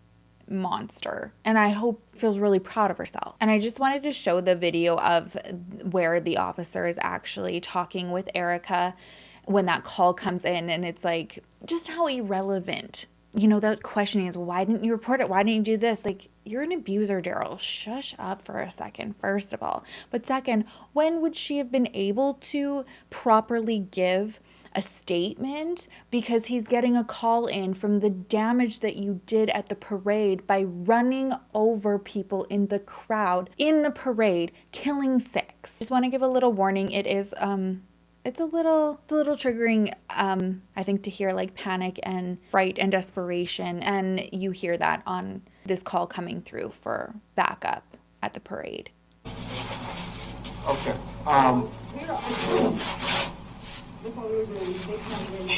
Dispatch at shots fired, Wisconsin and West. I'm checking for injuries. There was someone running through the parade route at a high rate of speed. 3206, 1078, 1078. Okay. 102! Again, 1078! We have about 10 to 15 people down in the street! Who assaulted you? Who ran? So he's talking to her and he's like hearing that like something's going on, and then he's hearing someone run down the street. He's like, who is this? Like, who's running? So he's like, oh my gosh, I'm talking to this person who I think is now responsible for something going on down the road here. Do you have a weapon? We have multiple subjects now. 10 to 15 people, main and gas fire. Repeating, main and gas fire, 1078. I didn't call You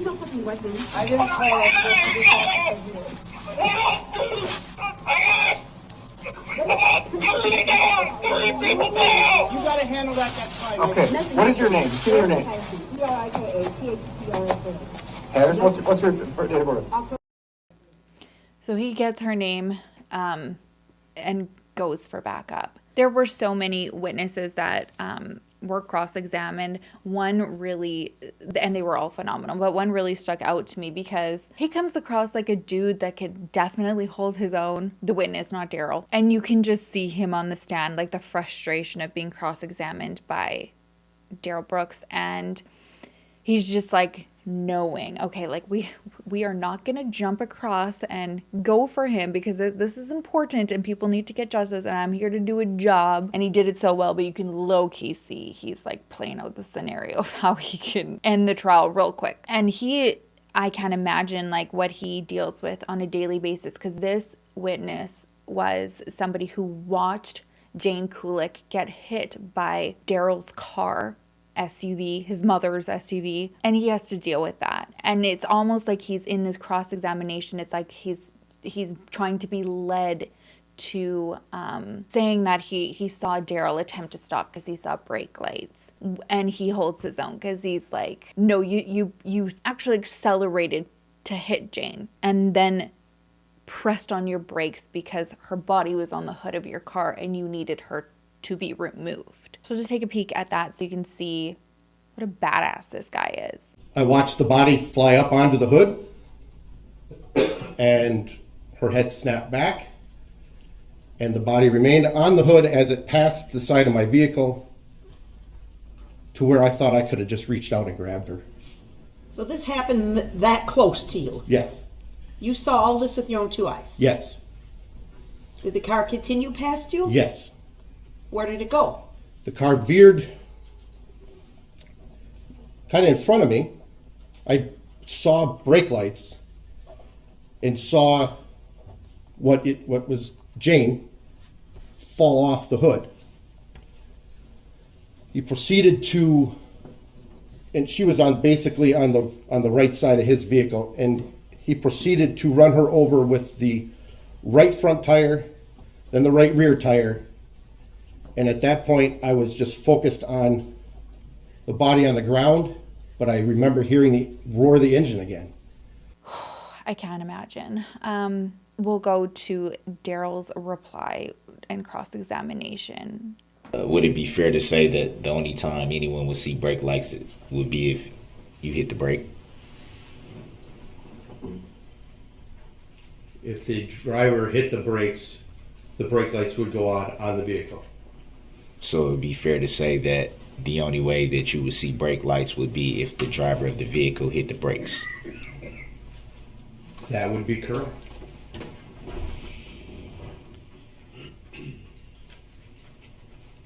You did state in your testimony that you did not get a look at the driver. Would that be fair to say? That was never part of my testimony. Nobody had asked me that question. Are you asking me that question if I had seen the driver? I do recall you saying that you did not see the driver, so I guess that's... In my testimony? Yes. Oh. Hold on. He's going to ask you a question, and I'm going to ask that you answer that, okay? Okay. So go ahead, ask your question. Did you at any time see the driver of the vehicle? No. You did testify to when you were describing what you saw, you referred to the driver as he. Any reason why you would refer to the driver as he if you did not see the driver of the vehicle? That would be like the proverbial we. Well, there's males, there's females. There are singles and there are togethers. I mean, when you say we, it's the proverbial we. So collectively, he would be along those lines as well. Is it fair to say that you could have just answered as we instead of he? Objection. Grounds? Sustained. Next question, sir. Matter grounds on that? It's argumentative. Rephrase your question.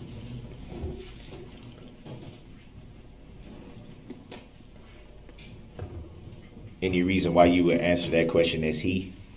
Objection. Irrelevant. Argumentative. Grounds. Asked and answered. Sustained.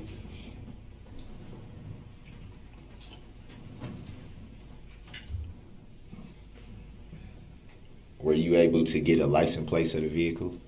No, I was not. I was focused, like I had said, on the body on the ground. So I did not get the license plate. After the vehicle had passed the vehicle that you were in, did you see the vehicle strike anyone after that point? I did not see the vehicle strike anyone after the vehicle had passed me, other than driving over, like I had stated, the body that it had already struck. I'm going to stop it there because, again, the blood boils. Like I said, he just does a phenomenal job at, like, what are you asking? Where are you trying to lead me? Did I get the license plate? You know, I don't know what type of reasonable doubt Darrell was going for here, but it didn't hit the mark. And I think quite far in, he realized that he is not a good defense lawyer, and you can't be one just on a whim. And although I don't think he'd ever admit it, he's not the smartest person in the room like he thought he was. So on day 9 of the trial, he tries to pull out this loophole out of his butt that he's a sovereign citizen, and basically, you know, like the rules don't apply to him, and wants to know certain credentials of the judge. Is she able to practice law this way in this type of court? We'll watch a little bit of it, not all of it, because he does this for 50 minutes. Back on the record, then appearances are as they were before. State have their next witness available. Yes, Your Honor. All right, let's bring the jury back out. Don't consent to being called by the name that this court chooses to identify me by. I want to state for the record that I'm here as a third-party interviewer on special appearance on behalf of my client. Can that be noted for the record? It was noted this morning. May it be noted again for the record so that we can keep the record clear and accurate. The appearances are as they were this morning. They are no different. Bring the jury up. And we have yet to address subject matter jurisdiction, Your Honor. I still haven't been shown any verified proof that All rise. this court has subject matter jurisdiction. And at this point, may I request an affidavit that you, Your Honor, have no bias, no conflict of interest, and no interest in the outcome of this case? Mr. Brooks, the jury's coming out. We'll address your legal issues later, if I deem them appropriate. Judge, do you hold the full Mr. judicial Brooks, power of the please, state, or is this the please. military All right, can power? you please take the jury out? Thank you.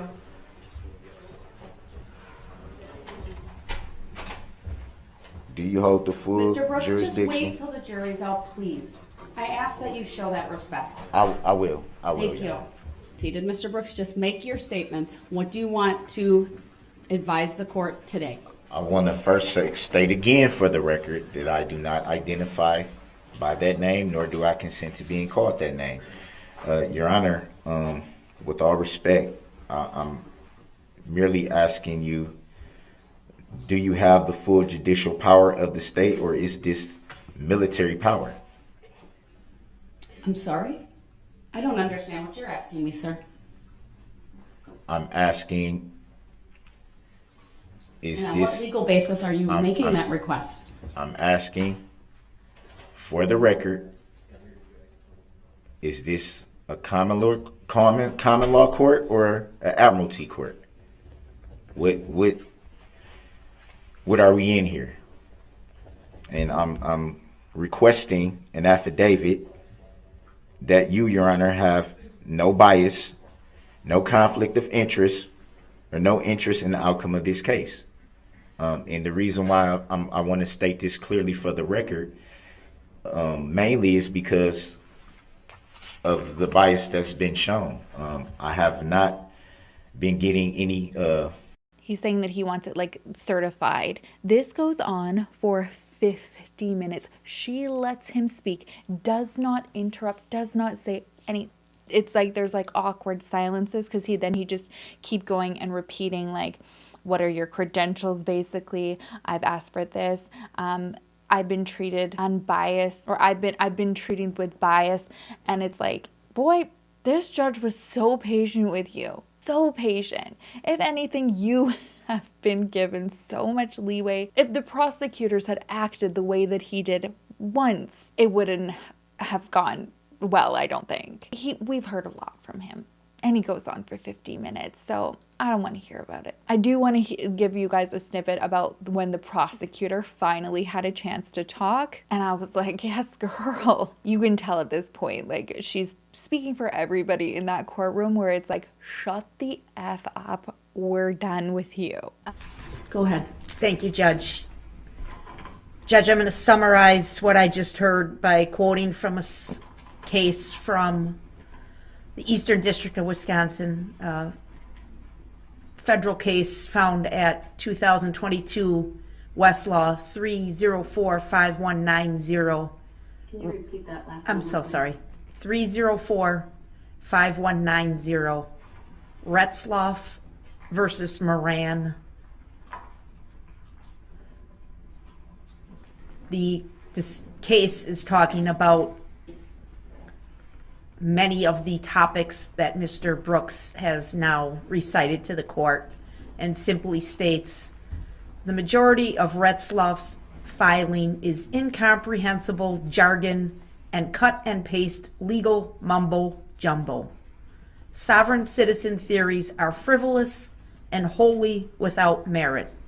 And the court goes on to cite to Bay, B-E-Y, versus the state of Indiana at 847 Fed 3rd 559 on pages 559 through 560, a 7th Circuit Court of Appeals decision from 2017.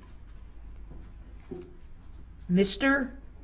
Brooks knowingly... to being called that name, nor do I know any individual by that name, Your Honor. Please do the courtesy of not interrupting the state, as they did not interrupt you for over the almost 50 minutes that you spoke. Thank you. Please continue. Your Honor, the record is very clear that Mr. Brooks knowingly, willingly, voluntarily, and intelligently insisted on representing himself in this trial. He has no constitutional right to stand by counsel, none whatsoever. The court patiently went through the form and advised him of many of the things he's complaining about here today: the resources of the state, the knowledge of the law, his ignorance of the law.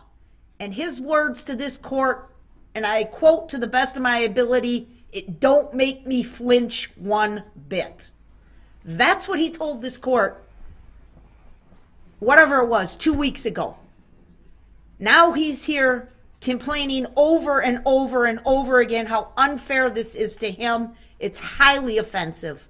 I don't know, because unfortunately I was talking to my investigator, if he accused this court of treason, but I certainly heard that word come out of his mouth, and it is absolutely shocking that he would throw such a word around so loosely in this courtroom. This court has been exceedingly patient, exceedingly respectful of his rights at every turn.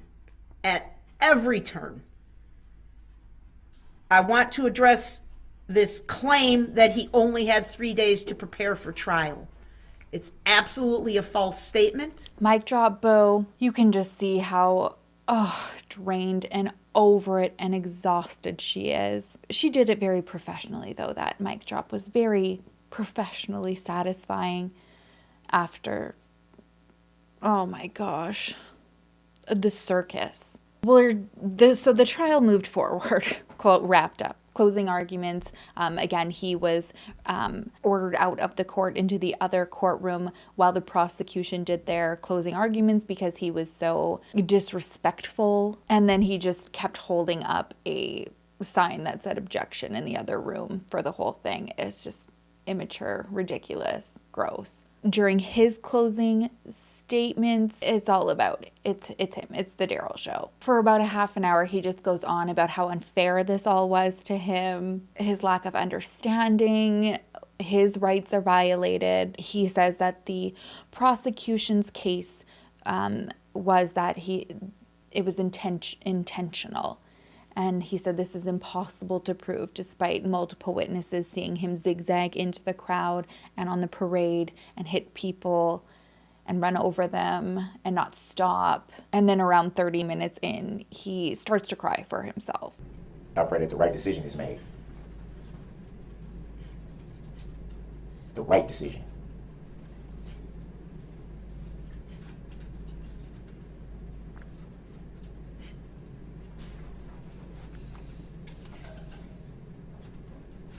It's almost like that message. Well, not message, but that writing. When we're in our vehicles and we got that rearview mirror and it said things are closer than they appear. But it's also another way of saying sometimes things aren't as they appear.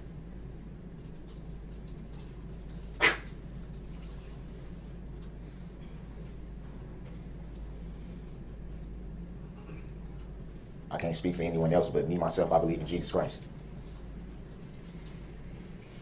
That's how I was raised. That's what I believe in.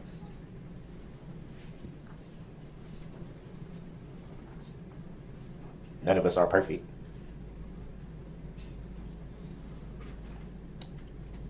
But I try every day to make sure that I acknowledge him.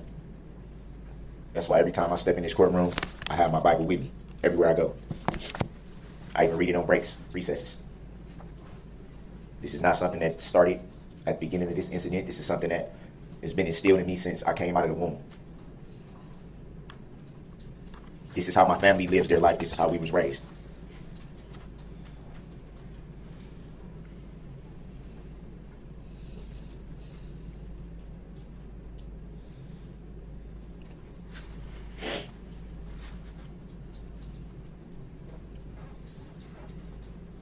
For whatever mistakes that I myself have made in my life, I made peace with God.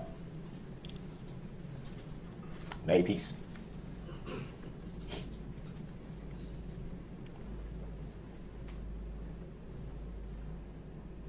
I'm happy to say that my conscience is clear.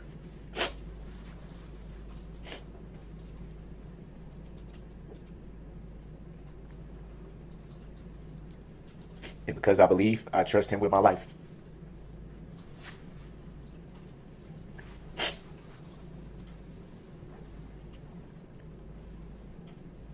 Nobody will never know why it was his will for this to happen. The only tears he's shedding this whole time. A lot of lives were changed that day, mine included. His conscience is clear. God's way is not our own. And no matter how much sometimes we want to question, we have to have faith.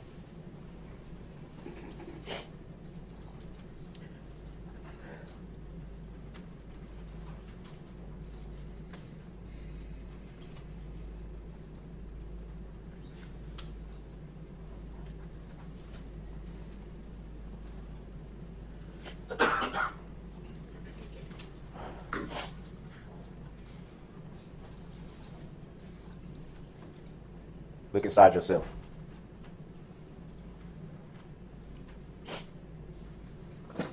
Look inside yourself and make the right decision. We're going to stop there. Because they did. They looked inside themselves. The jury made the right decision. After deliberating for 3 hours, they returned a verdict of guilty on all 76 counts. On October 16th, 2022, just shy of the 1 year marking of this tragedy, he was sentenced to life without the possibility of parole on all 6 counts of homicide, plus an additional 1,067 years on those endangerment charges. I do want to show you how this, during his closing statements, whatever that was, the pity party of Darrell Brooks, how he's acting all, man of God, and his conscience is clear and doesn't know why God intended this.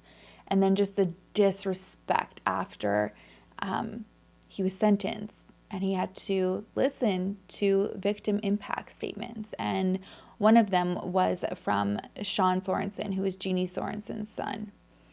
And I don't know how he was able to not just go postal, as Darrell is rolling his eyes while he's speaking about his mother. My name is Sean Sorensen, Virginia Sorensen's oldest son. Without warning, on a joy-filled Sunday in November, our family and others were devastated by an unfathomable act of evil. My mother, Virginia Sorensen, Ginny, a loving and devoted grandmother to 6, mother to 3, sister to 3, and wife of 56 years to my father and friend to countless others, was taken from us for no comprehensible reason. My mom didn't let her age of 79 slow her down, be it the dancing grannies, her horses, dogs, cats, chickens, travel, working as a medical records nurse, holiday get-togethers, the occasional brandy old-fashioned, and having sleepovers and movie parties with her grandchildren. She enjoyed the company of others and was always up for an adventure. She never tired of listening to her grandchildren's dreams and inspiring them to shoot for the stars. She was so proud of all 6 of them in this photo: Carter, Claire, Gabrielle, Savannah, Brooke, and Mackenzie.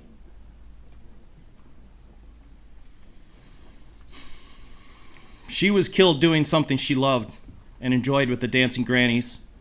And although we were denied the chance to be with her when she passed, we know she was surrounded by friends and the caring strangers who sought to save her life. So we find comfort that she did not die alone. She was a compassionate person. She was always telling us, "God bless you," or "Angels watch over you." She will be missed with an aching emptiness in all our hearts. Judge Darrell, thank you for overseeing this trial. You define excellence in your profession, and we are so grateful you were assigned to this case. Thank you to the 12 jurors of this strong community who carefully and unbiasedly listened to the evidence and brought back 76 guilty verdicts. Thank you, Sue Opper, Leslie Basie, Zach Witshaw, and the entire Waukesha District Attorney's team for ensuring Mr. Brooks would not escape the consequences of his despicable actions. Thank you, Detective Tom Casey, and the many law enforcement officers of Waukesha and other jurisdictions who investigated, collected evidence, and testified to ensure Darrell Brooks will never be a free man. Detective Casey came to my dad's house in the early morning hours of November 22nd to deliver the heart-wrenching confirmation that my mother had passed, and he has greeted us every day in court since then. I want to thank the Victim Witness Program, Jen Dunn, her staff, and their best comfort dog, Pepper, for their kindness and constant comfort to all the families affected this past year. She and her office have been a rock for us to cling to when events have threatened to emotionally overwhelm us. I want to thank the Waukesha Women's Center for supporting Corey Runkle and Erica Patterson in their testimony against Mr. Brooks and his abuse, and the good that the center does for other abused women. I want to thank the first responders and medical personnel at the parade who rendered aid to the injured and attempted to save my mother's life that night.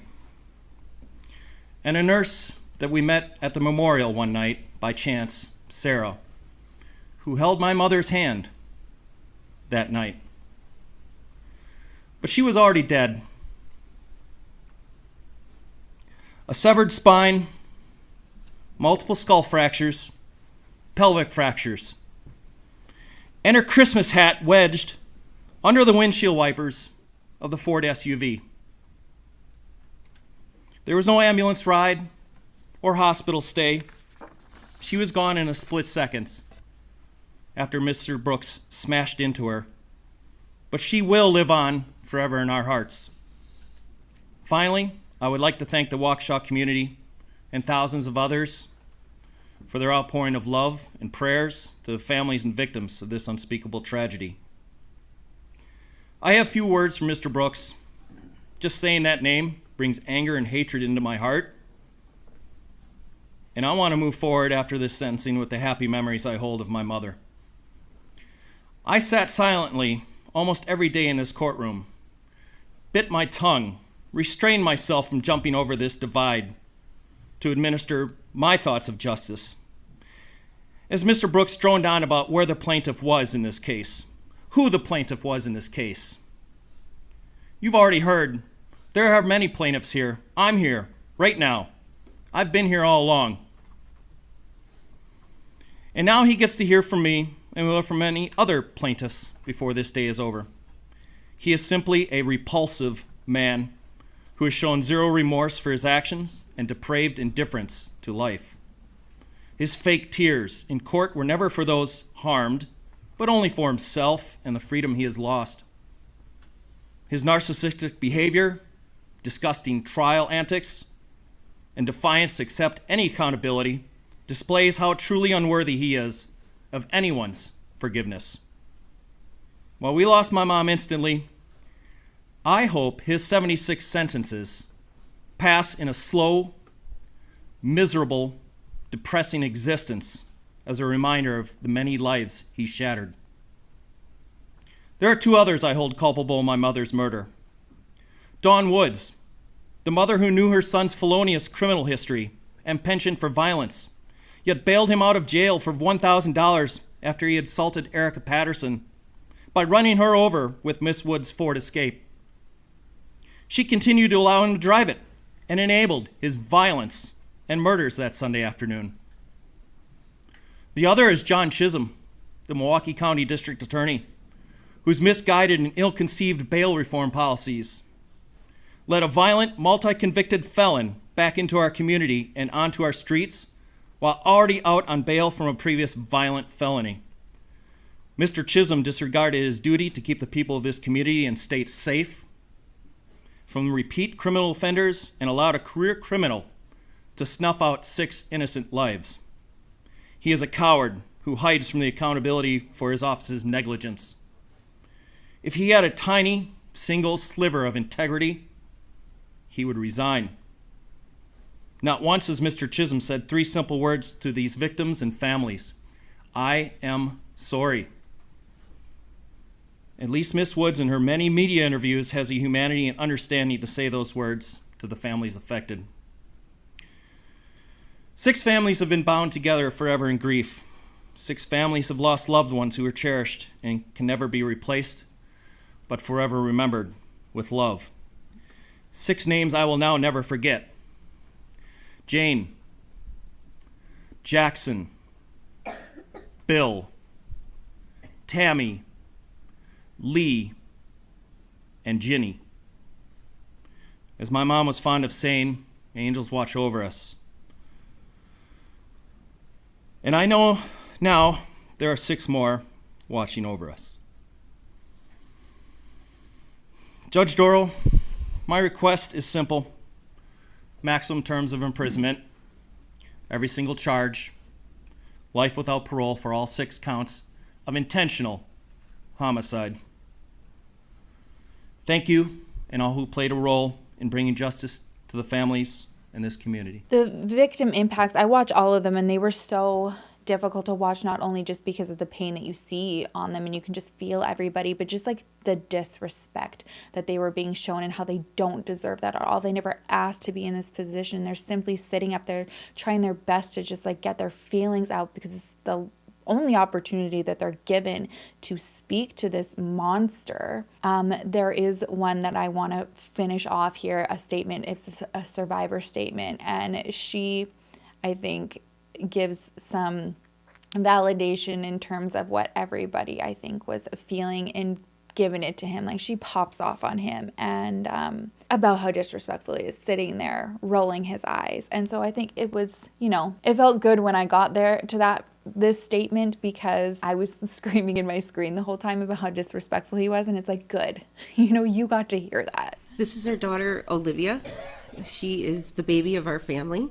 That photo was taken on November 21st, 2021. At that time, she was an innocent 8-year-old who was excited to get to perform in the parade with her best friend and her teammates, and it was something she looked forward to every year. My mother-in-law and myself and I also join her every year and hand out candy, and it's something that's become, I guess, a tradition that was taken away from us by Darrell Brooks because of his selfless just ability to have. Please don't do that. It's so disrespectful. I've watched all day on TV, and I've watched you mock all of the victims all day. You roll your eyes and you make faces. If this was your 8-year-old daughter that someone else hit, you would have been beside yourself if someone made those faces. And you want people to have forgiveness for you and your child? You're insane. I hope that the judge puts the most amount of years on your sentence, and I hope that you live in hell for the rest of your life for what you have done to all of these victims. Do you realize after you hit me and my mother-in-law, I spent 5 minutes walking around looking for my daughter on the ground? I was looking for her through little girls that were keeled up in little fetal positions because you had ran them over. You hit them with 3,300 pounds, and you don't care. Right before you hit me, I turned around and I looked at you. I didn't see your car. I saw the look in your eye. You knew exactly what you were doing. You knew exactly what you wanted to do. And that was because you are a narcissistic piece of shit that thinks you can get away with everything. And you are not going to ever get away with anything ever again. You did what you wanted to do, which was instill fear and horror in all of these children that are involved. You're a child killer, a woman killer. I cannot wait until somebody inflicts that harm on you.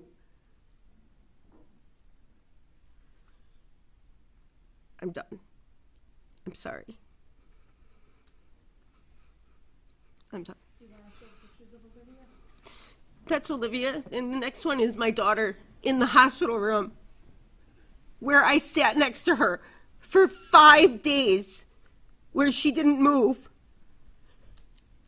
My daughter, who was in the ICU for 5 days, and in children's for an additional 9 more in the critical care unit because of her brain injuries that you caused to her, that she still deals with daily. I was late because I couldn't leave her because she didn't want me to leave because of her separation anxiety that you caused.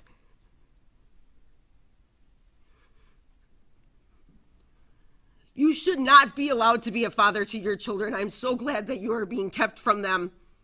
The shit you would teach them would make them as evil and miserable as a person that you are. Super satisfying to hear her her talk. Say what we were all, I think, screaming in our screens this whole time. Like I said at the beginning, there's still so much here that the community and the survivors and the victims' families are fighting for, and that is for things to change in terms of, you know, bail amounts with convicted criminals or people who are out on bail already. Or sorry, he wasn't even out on bail, he had a warrant. And then the, you know, reply that they're getting about it being an error. At one point, even COVID was thrown into the mix since they wanted to reduce jail crowding to reduce the risk of infection. Bails were offered at like a much lower request. And no one's buying it. Everyone's just like, you know, resign. Unfortunately, the wrong people resign, and it's ones who are going to be held accountable. For instance, in this case, a court commissioner who was also involved in setting up that bail indefinitely resigned to non-criminal cases so that no one would be held accountable if this ever went somewhere. Because it's like, oh, well, they're not here anymore. But really, like, the district attorney is still running the show. While these families are waiting for, I think, more sincere apologies and changes, we know how difficult that is, how painful it can feel to just not be heard. So there are other ways that I feel like we can lift these families and this community up. There is a parade memorial set up right now for those who have been impacted by the tragedy. So I'm going to link that in the description if you want to head on over. Please consider donating if you can, even if you're just sharing and bringing exposure to it. It really goes a long way. Like I said, there's so many victims and survivors have now lifelong injuries to navigate. Children who were injured, members of the community who watched people be killed in front of them. So having a memorial and resources to just kind of help everybody in whole is, I think, really, really cool to have. Also, like I said, I'm going to link any of the GoFundMes that I've come across and foundations. If you are somebody who personally knows anybody who has been affected by this and you can see that I haven't linked something here and I've missed it, please let me know in the comments, or you can email me as well, because I'd like to share that. All right, you guys, thank you so much for watching. Thank you so much for keeping the victims at the forefront of this and going to send all of the love. I think we can all agree that justice was served here, and what a job well done by everybody in that courtroom, except for Darrell Brooks. Especially the family members, like having to sit there and compose themselves, even when they gave their victim impact statements. I mean, I don't know if there's like Oscars in like the legal world, but everybody deserves to win here. Everybody, except for Darrell Brooks. All right, that's it for me today. If you haven't already, please don't forget to like and subscribe. It means so much to me. I've been hearing, and it makes me sad.